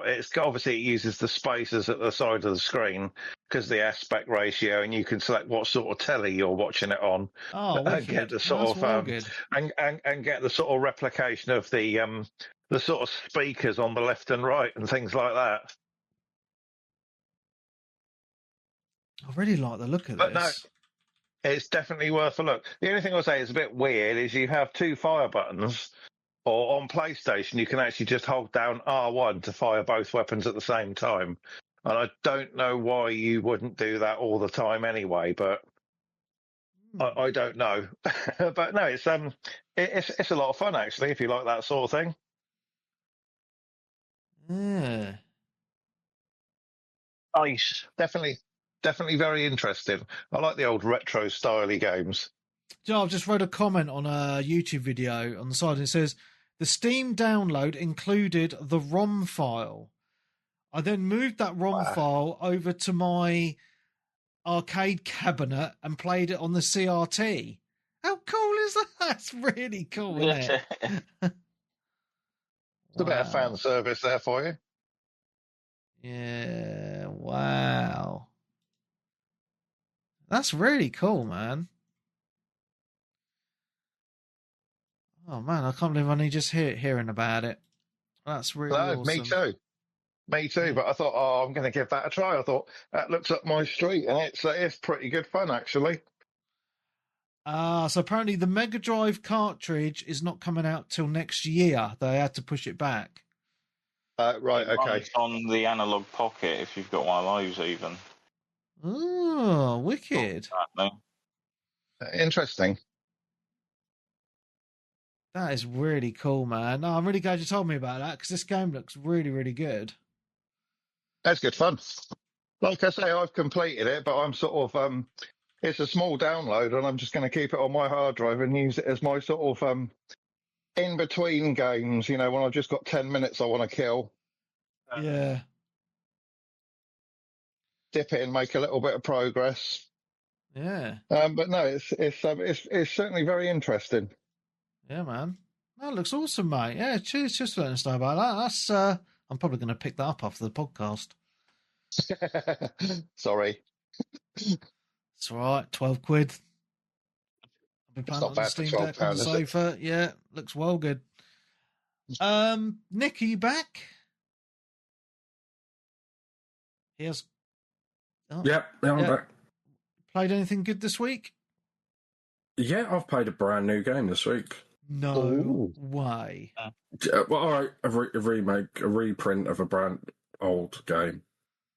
Yeah. But yeah, Mario Galaxy 1 and 2 on Switch. Oh. Which, yeah.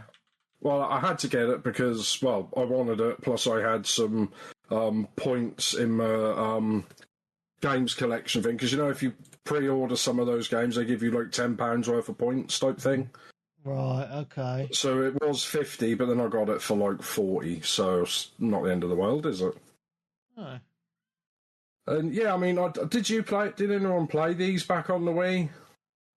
No, I didn't have a Wii. Wasn't this That's one on of the the consoles GameCube? I had. Was it? No, this was the first Wii. the first two Wii games. No, then. So if you look at the pictures, you've got like the little thumbstick on there, haven't you? Oh, okay. But yeah, I've got them on the Wii, but the problem is with the Wii, I enjoyed it, but it's a lot of effort to play the Wii.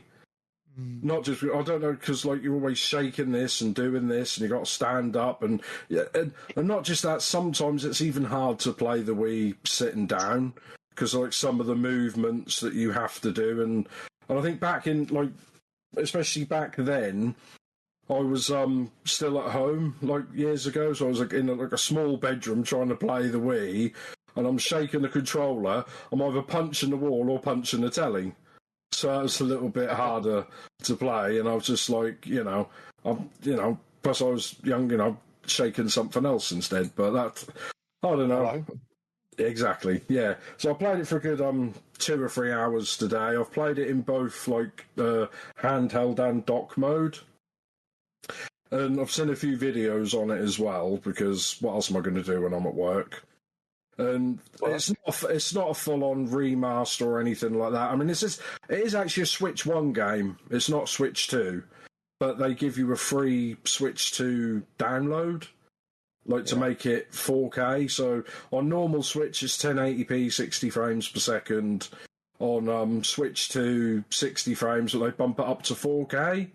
And they've done a little bit of work. Like, they've replaced some of the textures, made them better, slightly better, but some of them they've made them cleaner but dumbed it down a bit as well. So a few people have like, oh, if you look at this piece of grass it's better, but on the Wii it had more like grass leaves on it or something. But you know what the internet's like for stuff like that.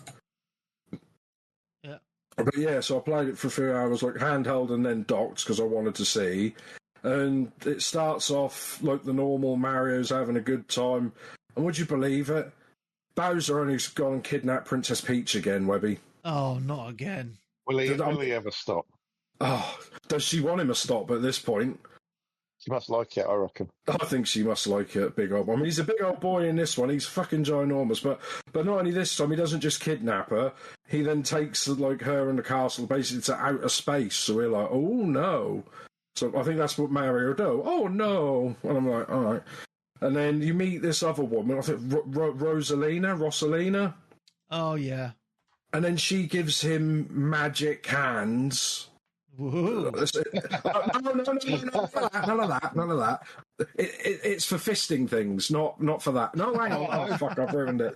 No, for punching and shaking. And I've ruined it. I've lowered the tone. For magic fisting. Yes, exactly. That's what he does. And, so then basically you can go up into space because you can, like, punch things and spin. And that's what always got me in the Wii. Like, to do, like, the punch everything, you have to, like, shake the controller pretty hard and stuff like that, and then you were controlling him with the one analog stick. And, like I said, that was just a lot of hassle, where with this, they've replaced the spin with just pressing a button. See, and that's what I like. Right. Just pressing one button. And I played the first, like, I marry, like, the first level, or the section of levels. You know, you get 3 stars in the first area, especially what Webby's got on the Twitch stream. So I've done a few bits like that. But and it did irritate me a bit because they didn't show much when they announced the game. So they've made it like you control, so you don't have to use the waggle. You can use like waggle controls with 2 if you take the Joy-Cons off, if that's what you want. And that's okay. It's not as good as the Wii because it's using gyro and things like that rather than... Because, with the Wii, you used to put the little infrared bar sensor. Remember those? Yeah. You used to put in front of the TV. That was a lot more precise than what this is. With this, they use the gyroscope, and that's what irritated me because... Nintendo... But I think they did one when the game came out, where if you look at it, Webby, he's shaking the... console. That's what you have to do, or move the console like a gyro to pick up the little stars that you have to collect. Whereas obviously during the Wii, you just point and then press the button and you'll grab them. And you have to do that, whether us using the console, like moving it up and down. But if you move the little star over them, it will collect them. Mm-hmm. Or you can tap on the screen and you'll collect them. So it's not as bad as the Wii, but I wish they'd have just... I just want to, like, hold a button and it'll just come to me. Because remember, Kingdom Hearts, Webby, where you collect the orbs, and then, like, if you're close enough or you press a button and they zoom towards you, I would have preferred that, like, as an accessibility option as well as doing that, because, I mean... It's not going to end well if you're using your new £400 Switch and you've got to sit there shaking it up and down to try and get the cursor to go over there. Mm-hmm. So then I tried with the on the TV with the Pro Controller. It's the same thing, but instead of moving the whole Switch, I've got to like rock the controller up and down to do that. So I'm getting used to it. Like when I first started it, I was, like, furious and thought I'd been, like, robbed because I'm like, I don't want to use any of that shit. Like, did you ever any guys play the Pokemon Let's Go games on Switch years ago? No. No, well, basically, those Pokemon games were remakes of the first game, but using, like, the Pokemon Go.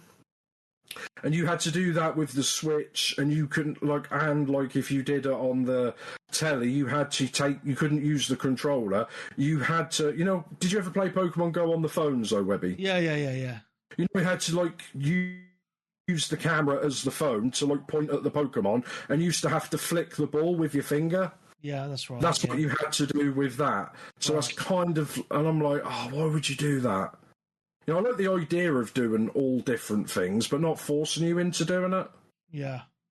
So, yeah, other than that, I'm getting used to it, so maybe that I'll like it towards the end, but it's really good. Because I don't know what it is with Nintendo. They always get these little catchy tunes, don't they? Oh, yeah. Like, I remember, some of my favourites, like Luigi's Mansion, like that little whistle thing and stuff like that. Yeah. But yeah, I'm enjoying that. I mean, because you get 2 games as well. And I suppose it's just easier because the Wii's a lot of faff to get out and stuff, especially because the Wii's not HD as well. Yeah.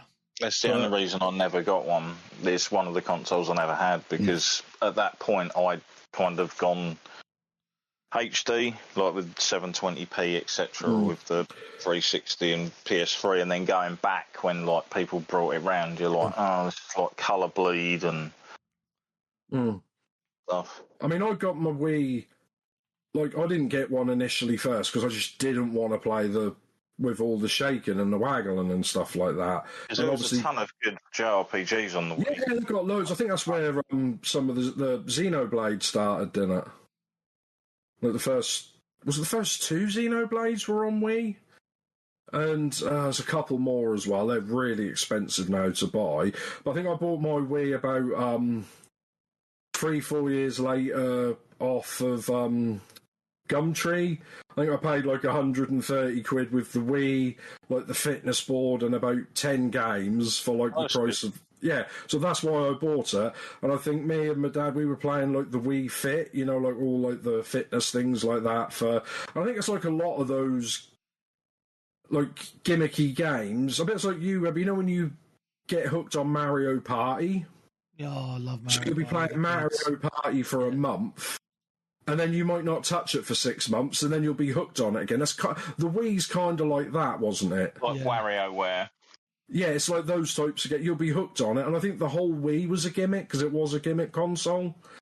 And I mean, I had a look. I've got Galaxy 1 and 2, and Galaxy 2 is still sealed. Wow. I've got about 5 games on there still sealed because I'll play that when I get big enough room to play. Because obviously I was in like the small bedroom, and now I've got a massive living room. I just can't be asked because. Well, I can't be asked, and it's we've moved on because of HD, and it just looks like shit. But yeah, that's a decent game. I think most people have said it's a decent game or 2 games, in one pack.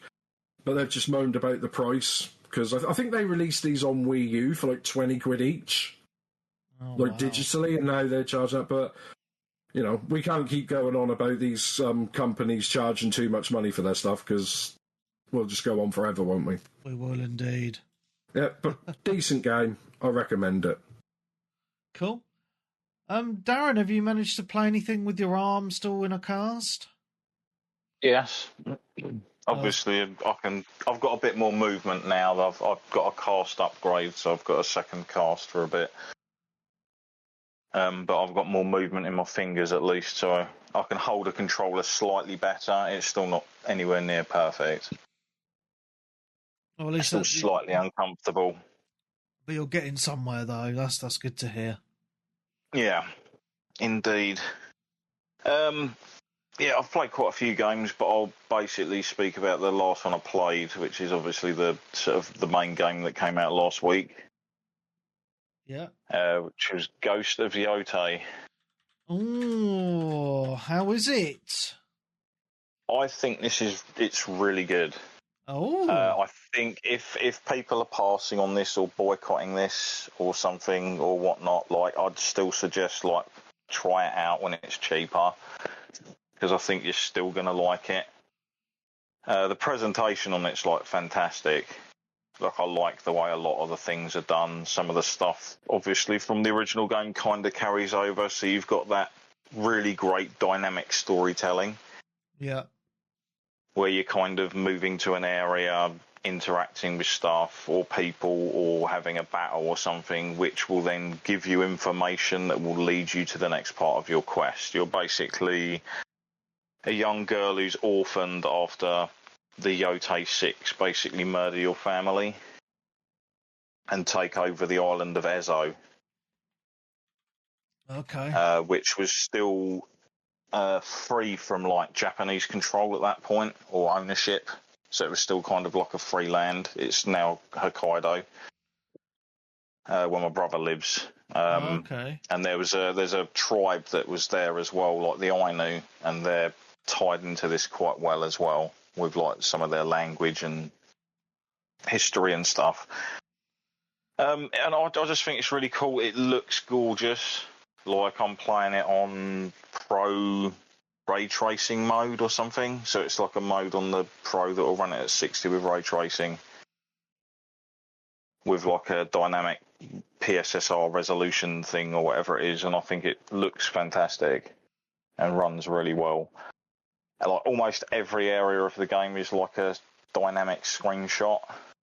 Wow. The whole game kind of has a feeling and a look to it, like a contrast. It might be the way I've got it set, but I love the way it looks. It kind of gives it like a otherworldly sort of look to it, like almost more picturesque than it would be, kind of thing, with the way the lights cast and stuff. And I've just been travelling around like the first hour. I've played it for like 7 hours.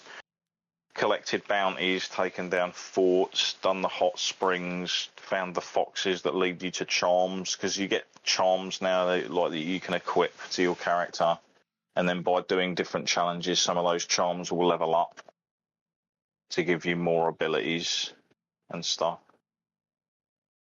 So, how does it compare to Ghost of Tsushima then, Darren? Because it's been a while since I played it. Like I say, there is a difference to it, because I'm thinking it's different in the way the story's unfolding, and I kind of like the way that, because of how you've been wronged by these people, you're not getting punished for going around like just assassinating people and like being like just a vicious warrior. Yeah. Rather than like in the first game, you can still do that. You can have the standoffs. Oh, wicked! Yeah, with your enemies and stuff, and now you've got like a thing where, as I've been going through it, I'm kind of befriending like wolves that have been attacked for their pelts by like the occupying Saito army.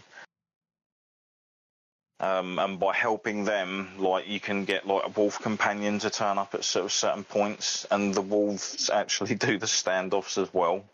Oh, right. So you can get like double kills, or they'll like lunge at their throat and stuff, like on those sort of like chain things that you can do for those standoffs. I've travelled so many different places, and the scenery's just changed, and every kind of part of the scenery just looks like that looks fantastic. Good job on that.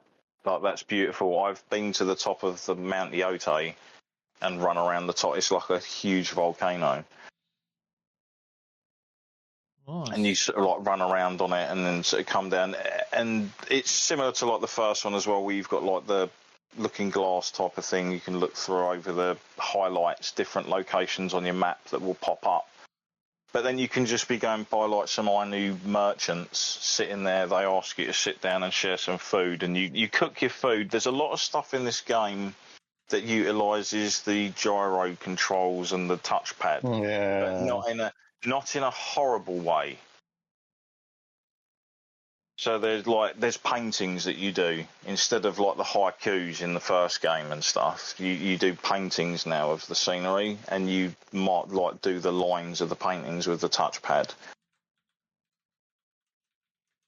and things. And it's like also if you're playing your shamisen, which is like the instrument, you hold the touchpad and move your finger up and down to find the right note on the string. When you're learning the different songs, and when you play those songs, different things happen. A bit similar to like, obviously, what was it, Wind Waker back in the day, the old Zelda one where you played the different, Ocarina of Time, wasn't it, where you played the little notes and it would highlight things, so you could activate like something that would guide you to like nearby minerals and things that you might want for crafting.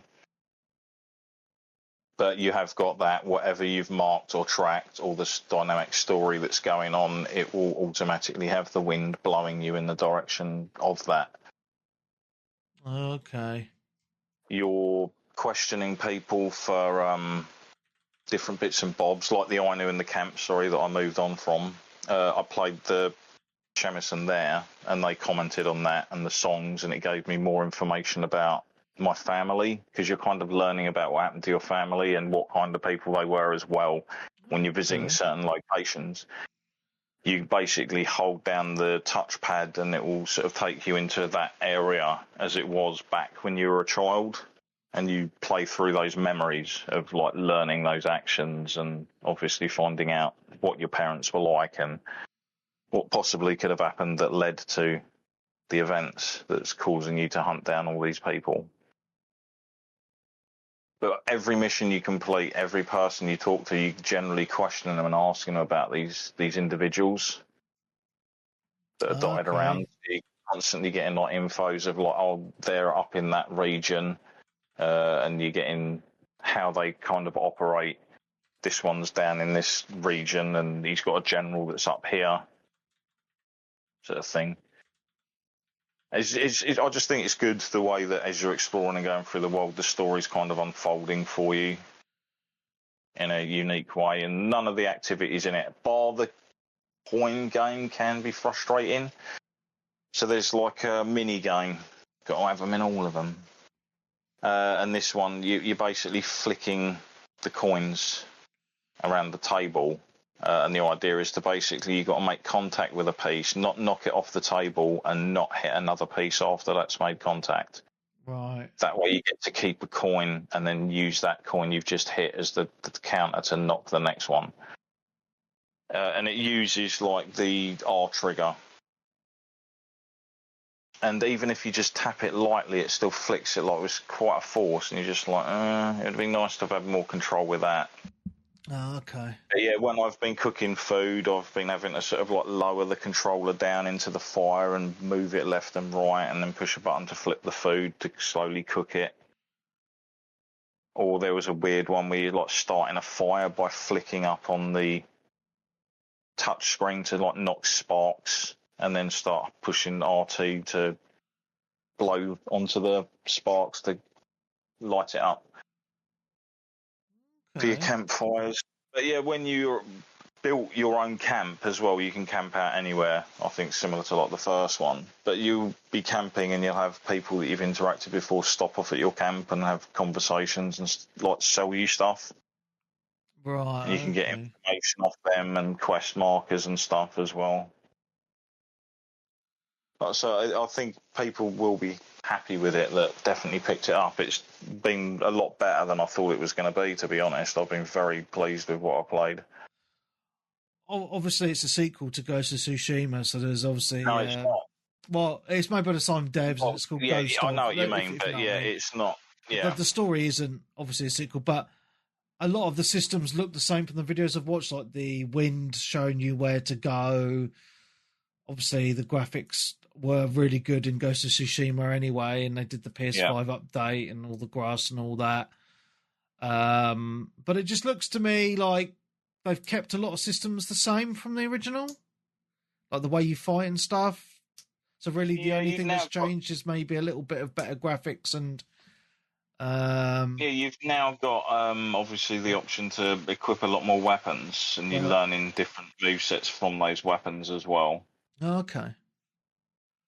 So they've added quite a bit more with the combat there, and there's quite a few sort of like abilities, we'll say, to unlock, and like the option to sort of like disarm opponents and things with like certain strikes that can be learnt. So you've got different martial arts masters. You've also got like rogue Ronin that are waiting for duels at certain areas, and some of these like places you get sent to for the assassination or like the contract bounty contracts and stuff. They're not just like random persons in random area. Right. Like, no, you'll go to an area that's actually been well made, well thought out through a series of events that eventually lead you to the confrontation with that person. And they've all been like unique so far. But yeah, you unlocking clothes, dyes, things for your armor to sort of change your character to how you want. You could pick your horse near the start of the game. Okay. So you get one initially, but you can stick with it or switch it out for another one. But yeah, even that has extra sort of things. The only thing that I find is a bit weird is it always decides to, whenever you're travelling around on a horse or whatever, it just goes to that like letterbox screen version, and you're like, why? Oh, yeah. I get why it's cinematic, and it's like, I kind of get that, but it doesn't need to be there. And when you've obviously got some of that nice scenery, you want to see as much of the picture as possible. And what I find, this is not just about the game, but just looking at this, obviously it's a Sony studio game, is that correct? Yeah, well, Yeah. it's one of their main sort of, like, I'd say one of their main 3-4 developers that they've got that And are known for producing well for them. And take out your thoughts on the politics of this game or whatever, but this is like the perfect example to show of the difference between the first party games from Sony and the first party games from Microsoft, because Microsoft do not make games of this quality at all. Well, there wasn't that Hellblade 2 was pretty well done, wasn't it, when that came out? Was that this year or last year? What, that Sonoa game? Yeah. Yeah, okay, well... Again, it's not everyone's cup of tea, and it is like this is a traditional, like, you could say a lot of the Sony games, like pretty much all of their ones, they're either sort of linear story-based games or they're generally open world story-based games. They're high quality. Yeah. But yeah, you could pretty much like play the game the way you want to play it. You can go around for ages trying to find the hot springs and learning the different abilities from the shrines, or finding charms, gambling, taking out bandits, etc. Yeah. Or you could just mainline the story if that's the way you want to do it. Yeah. Okay, like it kind of allows you, because you've got all the, when you bring up the menu button for your map, it displays obviously quite a bit, but then you've got all the, you can use up and down on the D-pad and left and right to switch between the different story threads you've got open, and it will show you on the map where they are. Okay. And a lot of threads get opened up by just random conversation with NPCs that you meet alongside the side of the road and stuff as well. Or they'll just be like, oh, you should check out that thing over that way, and they'll give you a map. And then you find out where it is. Yeah. Oh, well, I'm glad you enjoyed it. I'm surprised you played that much, because you only got it the other day, and I was thinking, oh, he's maybe played an hour or two, and you've been rinsing it, mate. Yeah, no, it's about 7 hours now, I think, on and off. But yeah, it's just a really nice world to explore. Yeah. Like I say, every place I'm sort of going to, I'm like, that looks beautiful. Like, even if it just looks plain, the way you've lit that and you've got the sun hitting it or whatever in that kind of way, and the colours that you've used, looks fantastic. That's good to hear, anyway. Mm. I remember, obviously, Ghost of Tsushima was one of my favourite games on the PlayStation 4. But I'm waiting for a PC release to try this. That's my thought process at the minute. But graphically, it looks really nice. Obviously, I've not tried There's the parts Gamepass like, that, yeah, it's like, so you go from like mountain hot springs to places like the traditional Japanese style gardens and such. Mm. That are out there walking around, and you've got like the night time, you got the paper lanterns on the water, and the like fireflies and that going around, and the obviously with the ray tracing and stuff, with the buildings up above, people playing the shamisen and stuff. And it's just like, yeah, nice, just chill here. Very nice. I'm looking forward to playing more of it anyway. Like, just exploring all the different regions, seeing where the story goes, and what sort of weird and wonderful characters I'm bumping into. Cool. Excellent, mate. Good to hear. Alrighty then. I guess it's my turn. I might as well just put Canned Beans out of his misery because he's in the chat. I jumped on Star Citizen with Canned Beans and his mate last night. Oh, nice. Yeah, so a little bit of backstory in this. I've actually owned the game since 2017. And obviously it's the game which has had millions and millions and millions of pounds. I was going to say, isn't it like the most crowd-funded game ever? Yeah, and it was meant to come out years ago, and there's meant to be a single-player campaign with loads of celebrities and stuff. That's still not happened or anything. But I hadn't played the game, actually, for a couple of years, and every time I've played it, it's been really janky. Like, the engines, obviously, was quite old. I think they've revamped the whole engine because it was just very... Like, the frame rate was shocking. But Canned Beans was like, give it another go. So I jumped on with him last night, and the first thing that I noticed when I launched into the game was how smooth it now runs. It's really smooth. It was running at around 60 FPS the whole time. And it's all online as well. And you think how, you know, you get 2 starting places. I just went to the one that they told me to have as my home place. But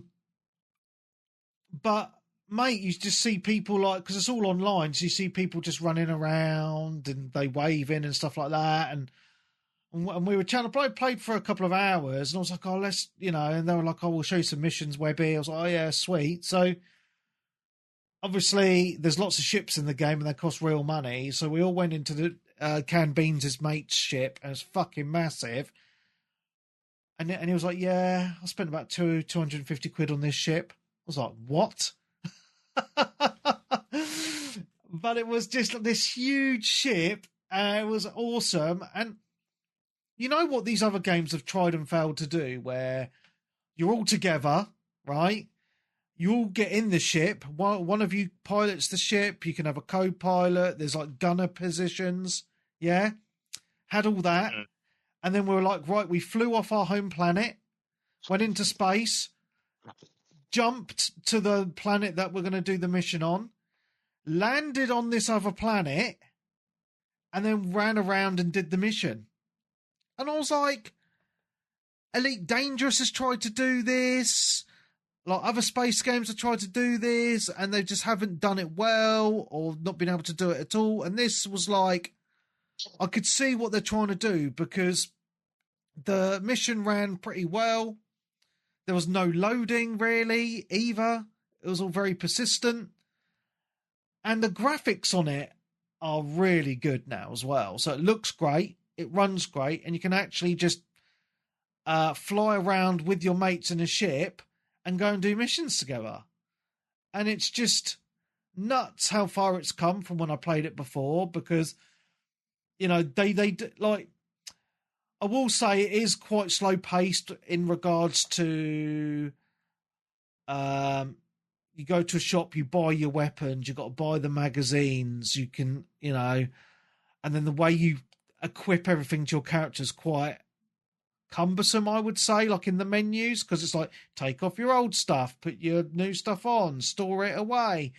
The way you get in and out of a seat is it's actually like it's full animations of, you see your dude and he's like turning the seat around and then sitting in the seat and then putting it into place. It's all going for that hyper realism, if that makes sense. But it's just, me and Beans were talking about it. We were like, oh yeah, it's a bit slow. It's a bit long winded to do all these movements, but it's more realistic, right? Yeah. More immersive. I'm really impressed with it, mate. Really impressed with how far it's come. Like when you're flying the ship around, you can change it to obviously third person to see your ship, and the graphics are just insane. Like the lights and just all the stars you see and the planets and all that.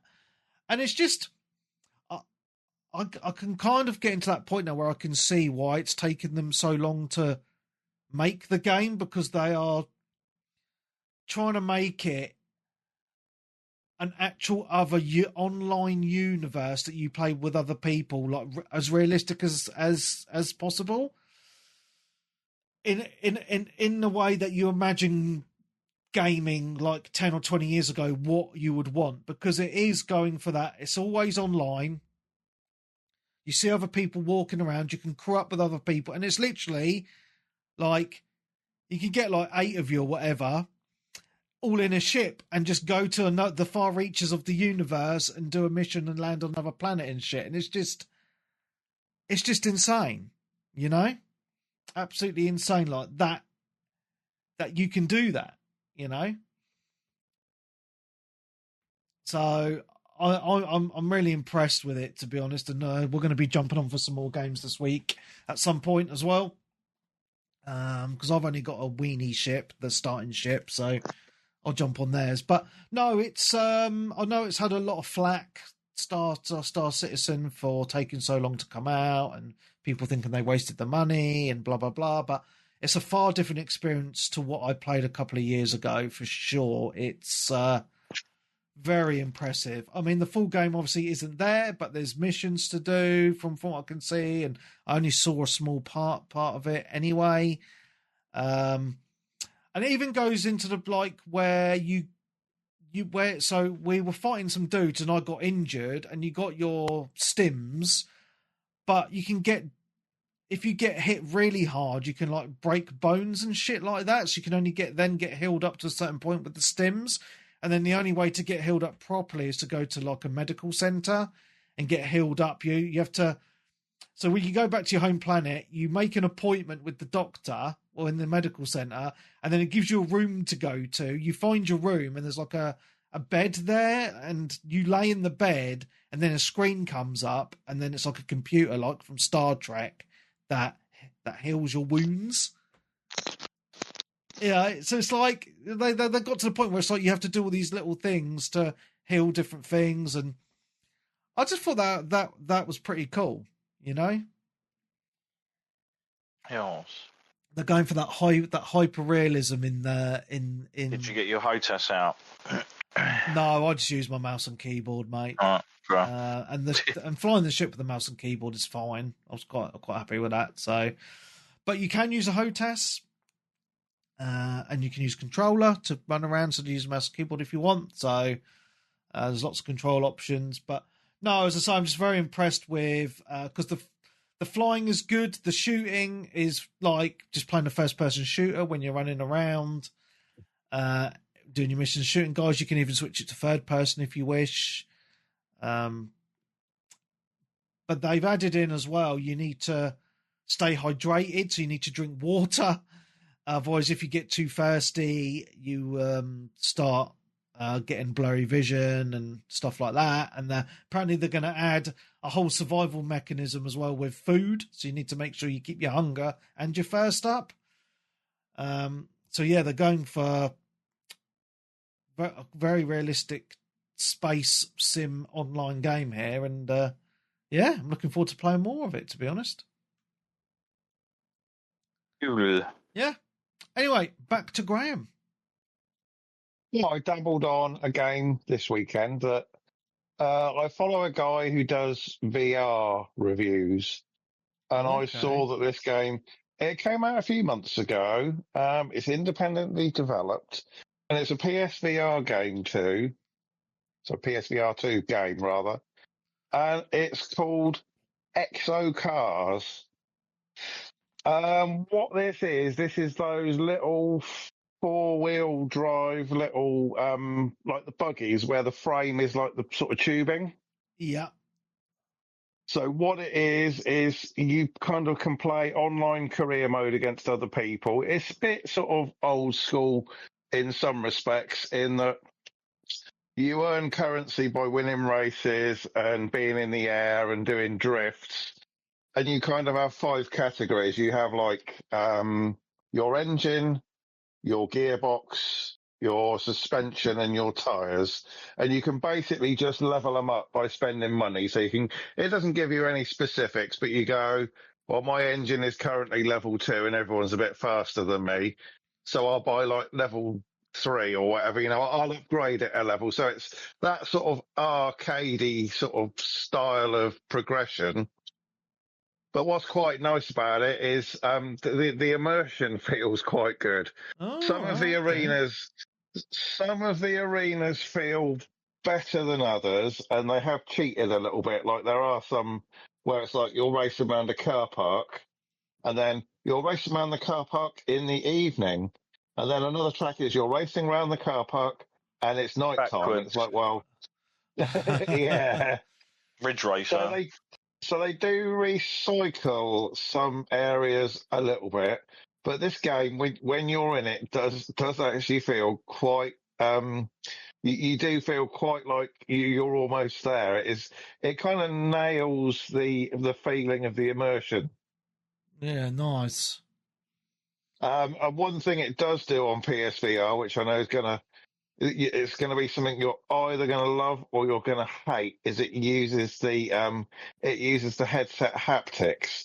So if you hit a ramp, Yeah, so if you hit a ramp hard or you land hard, it will shake your face. Oh, how weird.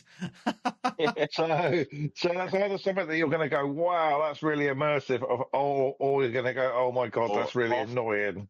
Yeah. So again, it was on sale. I think it was about 10 quid. And I just downloaded it and I just sort of picked it up on Friday evening. So I haven't played it a real sort of long time. But no, I'm actually quite enjoying it. I think it's worth a look for a sort of cheaper sort of VR game. If there's anybody out there looking for anything to play on their PSVR 2, definitely worth a look. Nice. But I've only played it for about an hour at this stage. Nice, mate. But Yeah, it looks interesting. Yeah. it's I was going to say I generally tend to not get too sick in VR, but there are a couple of tracks on this where I have to take a little bit of a break. Fair dues.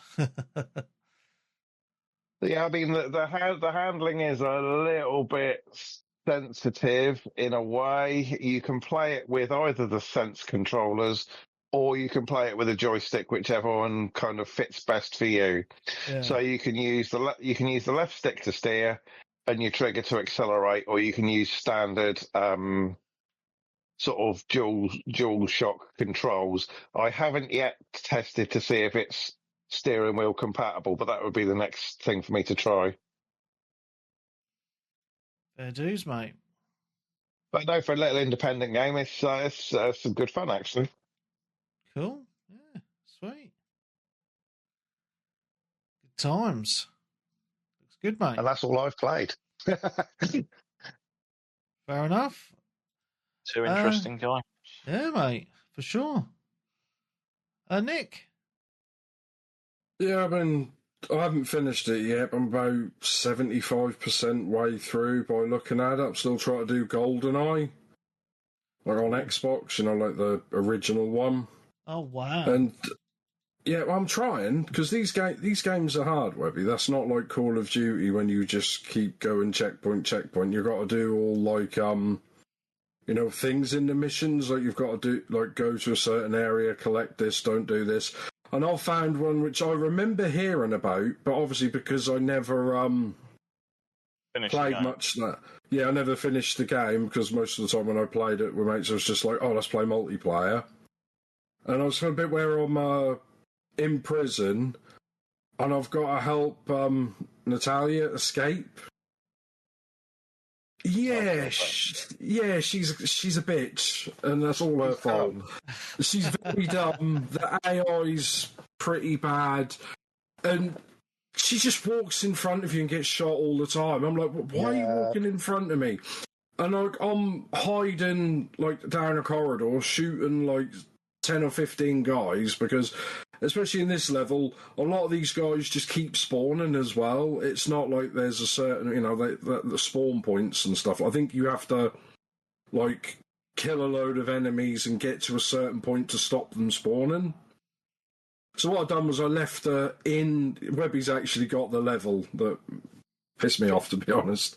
And, But yeah, I got to the bit, I basically left her locked up, completed the entire level, killed everything, and then went back and got her, and then just walked her through completely empty. And then I was like, oh, that was kind of annoying. There's a few more of those levels as well. And I did look up a guide, because one of them was like, what am I doing wrong? I keep failing the mission, and she keeps dying at the end. And there's one where basically you go through a level, you speak to one of the dudes from Goldeneye, the actors, which they've just put a JPEG over someone's face of his face. It's not very good. That's the best they could do back then, obviously. Yeah, good times. And and all of a sudden I got to another bit, and then I just started shooting some people, and I'm like, objective failed. And I'm like, what did I do wrong? I had to meet someone. I had to meet Sean Bean's character. So when these guys turn up, even though they run at me with guns, I'm not supposed to shoot them. I'm actually supposed to put my gun away. But you have to walk up to them to get them to talk to you and find out that the guy you were meeting is actually Sean Bean. It's like Alex 006, who's like defected type thing, you thought was dead. But you have to walk up to him enough to make them talk. But if you get too close, they think you're going to kill them, and then they run off, and then you fail it. So I must have done that mission like 7 or 8 times. And I'm like, when I looked on YouTube, because I'm like, it doesn't matter after almost 30 years if I'm using YouTube, does it? Really? So, yeah, there's a few more of those levels. There's like another one, because I think that's like the 30-year anniversary of Goldeneye this year as well, because I had it at the cinema. Jesus. It was one like that, yeah, 30 years from like 95. Because this game came out, what, two years late? Or a year late, 96 or 97? Yeah. Which is weird, because I think this game came out when the next Bond was in the cinema and PlayStation had the next game, which The World Is Not Enough. Right. I'm pretty sure at very similar time, so that was good. But so even games back then were getting delayed years, weren't they? Yeah, well, at least they didn't come out broken back then. So. No, that's true. I mean, especially when you think they built the because there's like a documentary for this out there, which is pretty decent. How they built the multiplayer in 3 weeks for a laugh and just put it in, and didn't realise it was gonna make first-person shooters. Oh, yeah, Bean saying he definitely bought the Cheats magazine back in the day. Mate, I bought all the magazines to get the little cheat books on the front, like all the cheats and stuff like that. I remember. I see the little magazines. I was like, Big Ed Mode codes and that. Cheats book. Oh, do I want a demo disc with the official, or do I want a cheats book with an unofficial? That was good. I added a action replay for my PlayStation 1. Remember that? Yeah, action I had one of replay those. cheat cartridge thing? Yeah, I had one of those. I still have it in the loft in a box with my PlayStation. I've got one, well, kind of. I've got one hacked. That's what you hack one of those so you can play pirate games on the Saturn. Oh, nice. Yeah, so they're quite good. But yeah, I think I'm because when you look at where you select the missions, they're like 4. It's like like film reels. So I've done 3 out of the 4 lines. So that's why I say I'm about 75%. I've just done the one like in the movie where you're on the train. And you have to get because the train explodes. And I kept getting to the thing where I get all the way through the train, kill all the enemies, almost then you have to shoot all these little things along the way, which it doesn't tell you to do. So you can or the man runs out, you get the key off him, I open the door, and she's sitting there, and you have to shoot the guy quickly. If not, he'll shoot her in the head. So I must have done that about fucking 10 times as well. Get all the way at the end of the level, and they shoot her in the head. So I think isn't it weird though, Nick? Because like I remember that game, replaying it around my mate's house over and over again, and just doing and also the multiplayer. But it's weird because like games like this, for some weird reason, just had so much replayability back in the day. But it was one of these. I mean, I'm playing on Agent, which is like the easiest mode, I think. And there's objectives what I have to do. But if you play it on like a harder difficulty, or I think the hardest difficulty is like 00, I'm pretty sure, or something like that. I can't remember exactly. But you go up in difficulty, they then include more like submissions on top of that. So you've got to do more things. It's like don't kill the scientists, and it would be worth going through the game on like easy, normal, and hard, because you'll almost get like 3 different games involved as well, because they'll add more to it. Whereas now, easy, normal, and hard, you have less health and less bullets, and they have more health. Yeah. That's all they do. As I look at Call of Duty, I mean, they used to. The only thing I can remember was the first Modern Warfare, which I still think is one of the best ones, like Modern Warfare, Black Ops 1, Modern Warfare 2, those 3 or 4 games in a row. Remember, the mission All Guild Up?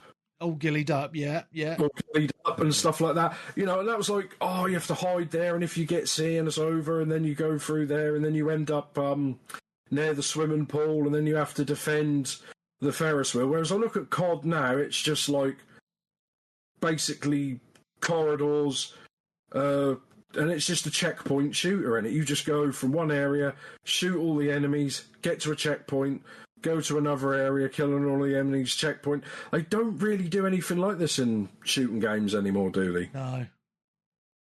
You know, whether or not it's real, but yeah, I'm enjoying it. I probably should have finished it by within 30. I mean, I've got my N64 Goldeneye set with the golden controller, so I probably should have completed it, considering that's the only game I've got on the N64.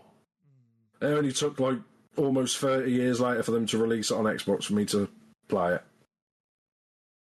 Oh, But yeah, fingers crossed I'll finish that this week. great game. Yep. Darren. Oh, well, on to me again, is it? Yes, mate. Yeah, I'll quickly gun through the rest of the ones I've sort of played. Borderlands 4, I played that for about another 4 or 5 hours, I think, on and off. Haven't really done much on that apart from like exploring the map, but I'm still enjoying it and leveling up, all of that kind of stuff. It's had a couple of patches within the last week or so. I'm not too sure what they've fixed or what they've ruined. No doubt they've probably fixed stuff for some people, but made it worse for others while they're trying to sort out, obviously, the performance issues that people are having. Although I haven't particularly really noticed running into any, and I haven't sort of been playing it for like super long sessions where it was getting lagged down with the amount of time that you played it. Okay. So yeah, there's that. Fortnite had an update the other day, which added like K-pop demon hunters into the game and a new game mode Oh, dear. called Demon Hunt, I think it's called, or something, where you basically sort of like you and a group of people are sort of fending off against waves of enemies. And sort of like that themed. That was sort of reasonably okay.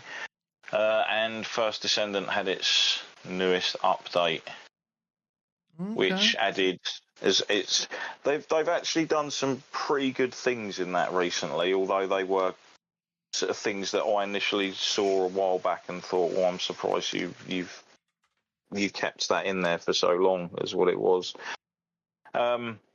So they've added melee weapons into the game now. There's two types. There's like a heavy sword and a light sword that you can earn and get from running new content in like the medium void vessel, I think it is, or something. That's like their sort of main bit of sort of story content, because this is just a point update that they were doing. But they've added like a lot of good quality of life stuff. So before, with the reactors that you had equipped, you only got like the best benefits of what that reactor offered if you had a set weapon equipped with that reactor, which it obviously stated on the reactor itself. At one point they allowed you to imprint two other sort of gun types onto the reactor that you could have, but then it still kind of limits you because you're constantly picking up decent sort of guns. Also, like, some of the guns in the game are really fun and cool to use. So when you've got like a good reactor and you get another gun that's like really good, you're like, damn, it's not compatible with the reactor. But they've scrapped those compatibilities now, so you can just use whatever gun. Okay. Which again would have made sense from the get-go. Do you remember you used to unlock like the amorphous materials, like the sort of like balls that you'd have to kill a boss and then you'd go to a thing and unlock it? Every single one of those, regardless of the content it's unlocked from, you can just go into the woman in the research thing next door and you can open them en masse. Okay. There, you don't have to defeat bosses for them or anything like that anymore. You still have to obviously do the reactors and bases to obviously get hold of the ones you want, but you no longer have to go off and fight a specific person to actually unlock it. Okay. And because they do them on like some of them, I had like 30 or 40 of a certain type, so I was just going up and I was just like, yep, do the lot, and it would just play through animations of them opening and what you're getting out of them, which is cool to sort of like use them up and get a load of catalysts and things that you might necessarily need, because I've got all the weapons now apart from the two melee weapons, because they've got like quite annoyingly low drop rates at the moment. I will say getting hold of those will be a bit of a bugger, because not only do you need things on like a best is like a 13% chance drop, you also need like 100 of each of these different materials to craft each of the 3 parts for the weapon. Okay. So they're not going to be fast. And there is a pass. There's like a new sword pass that offers new cosmetics and bits and bobs with its own separate way of leveling up. Although I think it should just level up alongside the original pass that you have. To be fair, would have just been easier doing it that way, similar to how Fortnite does it, regardless of what passes you've got. The XP you earn goes across all of them. Yeah. Cool. And Street Fighter 6. I was just back on that. Going through. Well, there's a pass on there that's tied in with like Sea Viper, who's coming soon. Nice. So I was just like hammering through that before that runs out. I think it's been generous. That runs out on the 22nd, so it's no longer run. They no longer seem to run for like a couple of weeks. They sort of give you about a month at least, which is good. Right. Cool. There was no way in hell I could have even tried playing that. No, about not a couple of weeks back. No way. It's still one of the most uncomfortable games to play. I will say that, and probably Fortnite Festival, because I've got a kind of. I always play certain games with my hand, like just tapping the buttons. I don't have like my right hand round the controller. I usually have it resting on my leg, and I'm using my fingers on the buttons, which isn't a comfortable way of playing at the moment, unfortunately. Yeah, I can imagine. Oof. All right, sweet. I'm gonna. Yeah, that's me done. All right, sweet. Okay, well, you'll be surprised to hear my most played game this week is a PlayStation game, but not the game you're going to think of. Astrobot. Oh, weird. It wasn't the game I thought of. No. Bit of a backstory to this. My son, in all his infinite wisdom, decided to delete my game save. Oh. So, Nice. Did you not get it back from the cloud? Or no, because basically he plays on my profile and we had 3 game saves on there, and mine was number 1 and his was 2 and 3, right? But for some reason I went onto it and I was like, "Why I've only got like 4 robots?" Has he saved over yours? And he was like, "Oh yeah, I deleted it because I wanted to start it again." I was like, "That was my one. That was my save." You know, because he has this thing. Because he has this thing with these sort of games. He likes to start them again, which is fine, but not on my fucking game save. So anyway, I said to him, "Didn't he have 3, or is that you just had 3 at the top and he just?" No, you only get 3 per profile, so he always plays with my profile for some weird reason. Anyway, so in the game you can only have a maximum of 3 game saves.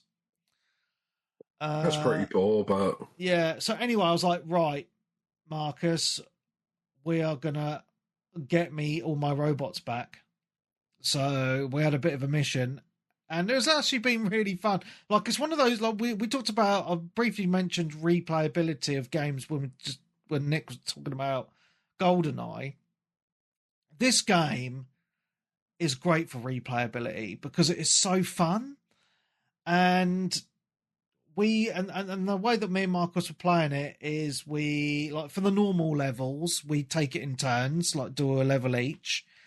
And then once we got to the challenge levels, which are really hard, each time one of us failed, we'd pass the controller off to each other You know, That's the best way to play stuff like that, because it then becomes like almost like a fun competition.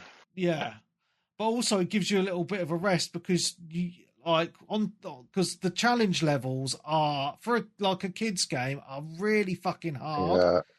and I find myself getting really frustrated. And you know, when you get frustrated, you rush and you make mistakes and stuff like that. But when you're handing off the controller to each other, it gives you like a couple of minutes break just to unwind a tiny bit, you know? So yeah, so we've played hours of it. So we've done every level again, maxed out gold on every main level. I even did the master challenge level again, and that took me about 2 hours to do because it's so fucking hard. And now all we have left to do is a few of the speedrun levels and a few of the challenge levels in the Skull World, as we call it. So when the game came out, because I've added quite a bit of content to this. So when the game came out, there was a maximum of 300 robots to get. And now it's up to 332 or something. We've got about 8 to get still. So, and they definitely added ones because I got Cloud yesterday, and there was definitely no Final Fantasy characters in it when I played it originally. So yeah, it's just a great fun game because it's kind of like PlayStation's version of kind of Mario in a weird way, because you know you got your mascot as Astrobot, but it's kind of a love letter to PlayStation because it's all PlayStation themed, the game anyway, where the challenge levels are all triangle, circle, X and square. In the main hub world, it's a giant PS5 is the main thing you got to repair, you know, in the main story. You know, and all the robots you find are character themed from all sorts of games, from like obviously all the PlayStation franchises, but other ones like Metal Gear. It's like Sackboy in that regard, I think. Yeah. But it's just, I would probably go ahead and say this is probably one of the best games that PlayStation have brought out, because it's just a cute game you can play with your kids, but even for adults like me, it's a tough challenge. Like some of those levels are really hard, and it has the replayability, especially when you're trying to find those. Like if you've gone for a level and missed a robot or a puzzle piece, because there's always those secrets to find.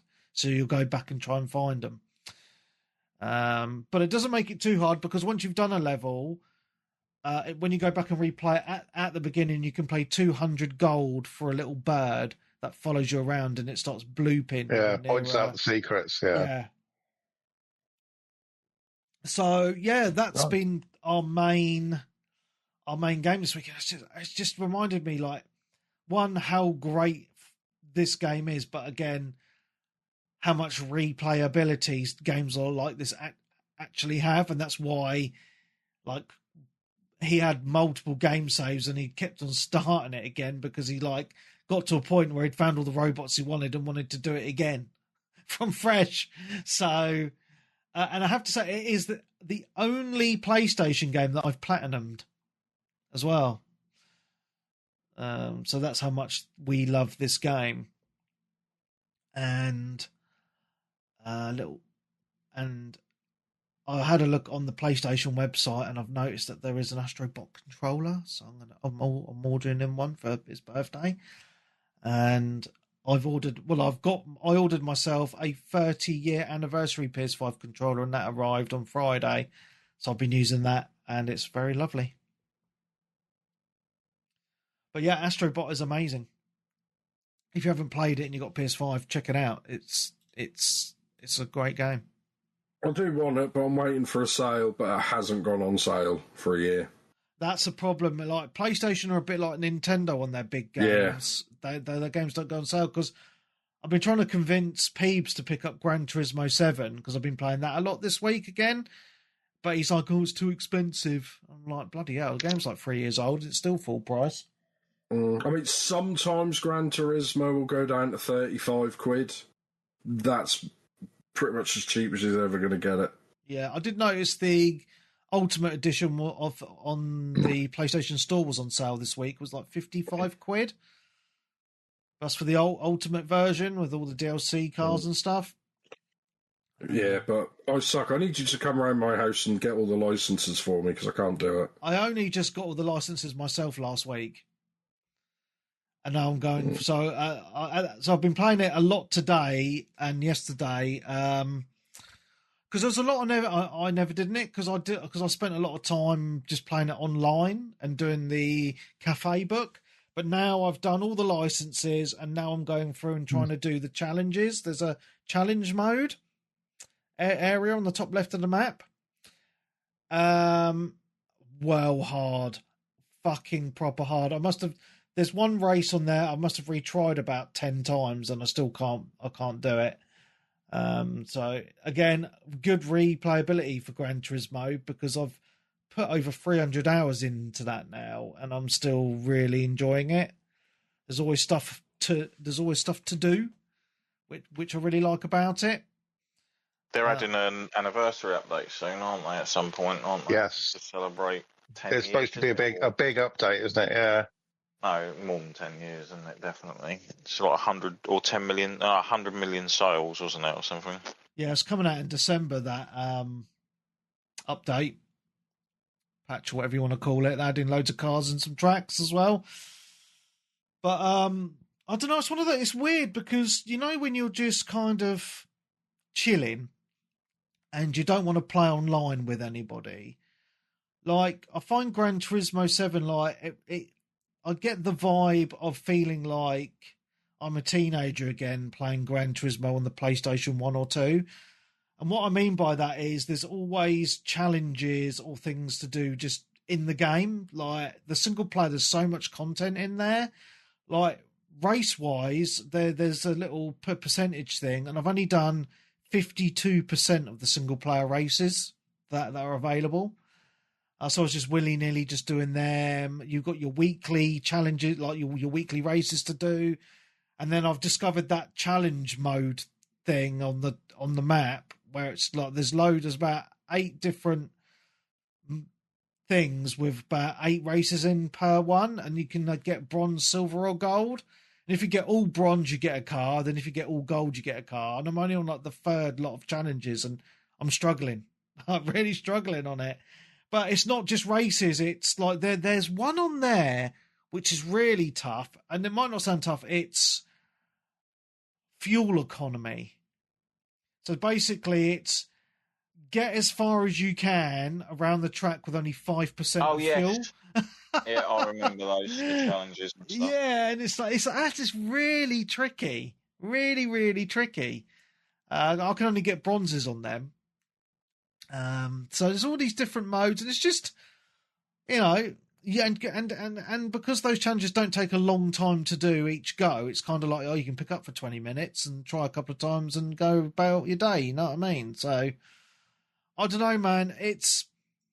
There's a few of those PlayStation games where you think, oh, fucking hell, 70 quid. Oh, I don't want to pay that, but then you end up spending hundreds of hours on it, and then you look back and think, actually, I've got good value for money there from the time I've spent playing it, you know? Plus, it's great in VR. I hear it is. Not that I've experienced it. It's impressive. Yeah, I wish I could. When your head isn't poking through the top of the car. Yeah, I've done that. But I would like to get more friends on my friends list or added or playing this because I do the challenges and it has a leaderboard on the challenges and on the licenses, and I only have 2 people on my friends list in that leaderboard. So I don't know what people are doing. Obviously not playing Gran Turismo. So it would be nice to see more people on that leaderboard, or to try and set up some races or something with people. Because I'm loving it, man. I'm loving it at the minute. It's such a fun game. So I do like because they're like from PS1. You know, like even the sound effects going through the menus are very similar to the PS1. Yeah. So you just get that nostalgia, don't you? Of course, yeah. And it's just the quality of the product. Oh, it's, you know, the graphics, like no console racer can even compete with the graphics of Gran Turismo, let alone any PC games. I really like the handling.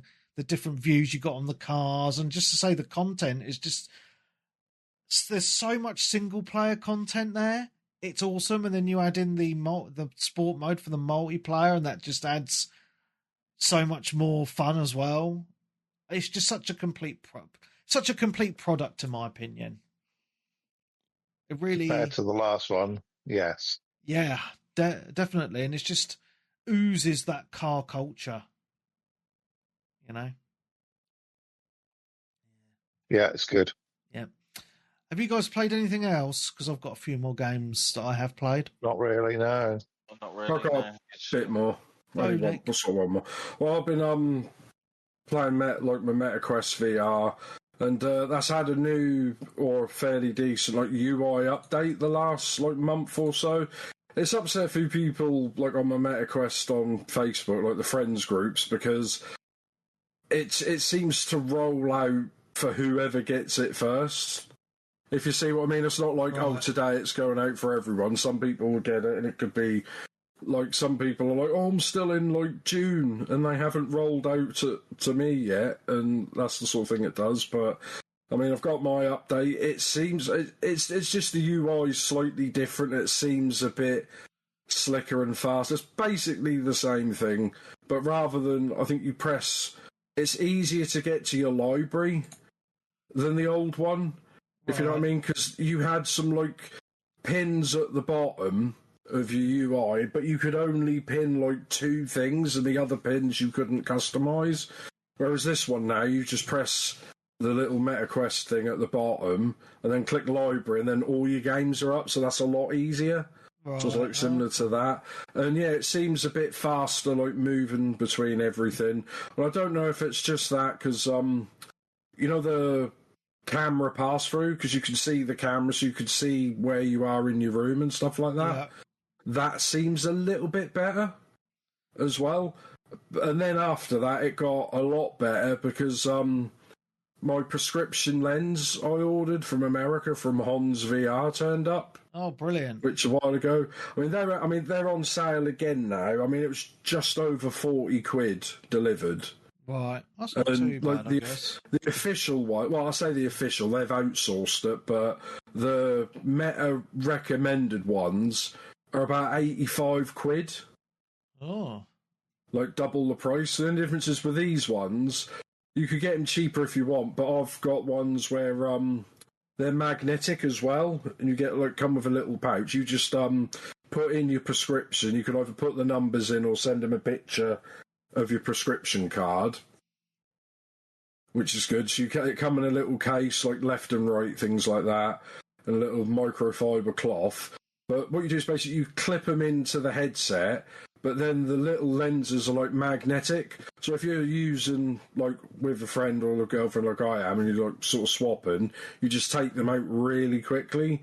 Because whereas the other ones, you'd have to snap them in and snap them out. And I just think if you were to do that a lot, you're probably going to break them or break the headset, or at least, because there's a little groove around the eye socket, if you see what I mean, of the headset. It sort of pushes in, whereas these, it stays in all the time, and you just take the top out.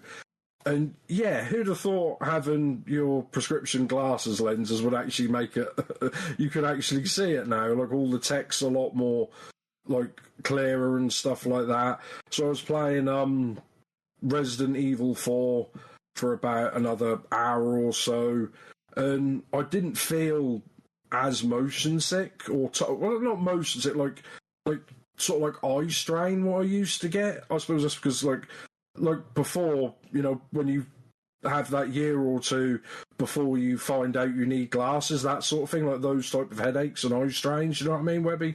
Yeah, I know what you mean. Yeah. Yeah, so I got that improved. So I played Resident Evil for about an hour or so, and still my Les Mills body combat, I'm still doing that, and that's helped because a lot of the text has improved, and you can actually see the pads that you have to punch coming from a little bit, I know it's only a split second, but when you've got to go sometimes that quick to try and keep up, so I was still trying to do that. I haven't done this week, so I've been working 12-hour shifts, But I tried to get in this, we play it all day. So we play for about an hour or so, burn about 400-500 calories. But actually, like, absolutely, even in the summer was bad, but even now when it's cooled down a bit, absolutely dripping in sweat. Yeah. And I feel sorry for anyone if they walk past my back door and see me like jiggling up and down, because in my head I'm like some boxing master doing everything and look really cool. But I'm pretty sure, because my girlfriend has told me I look like a complete twat when I do it. That was nice of her. That's nice of you, yeah. But then I filmed her playing Beat Saber, and then I got like, delete that. That's when she's beating your saber. No, that came later. Fucking That's what she said. I wish she'd put the effort into that as she does Beat Saber. Fucking hell. Oh. Yeah, so that's pretty much me done. To go through yours, Webby, if Switch is done. Yeah, I think he said he was. Yeah, I've done, yeah. Right, I'm just going to quickly blast through. I've been playing lots more of F1 2025. Don't need to talk about that anymore. It's F1. It's still amazing. Absolutely love it. Other games that I've been playing. I've been playing still a lot of Puzzle Quest Immortal Edition on my Steam Deck. I love it, man. Match free without the annoying add-ons that are adverts being pumped at you. Old school Puzzle Quest that you all know and love from the Xbox 360.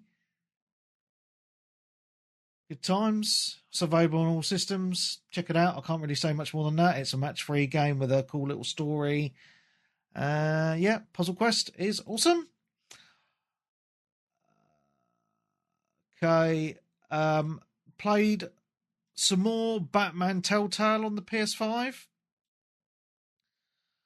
I've only done the first chapter, but I'm really enjoying it. It's just like it's Telltale game, it's interactive kind of movie, as you know, but it's Batman. Absolutely loving that, and I know it's an oldie now, but it's great. Just a couple of new games I just want to briefly mention as well. I've started playing Sword of the Sea on the PS5.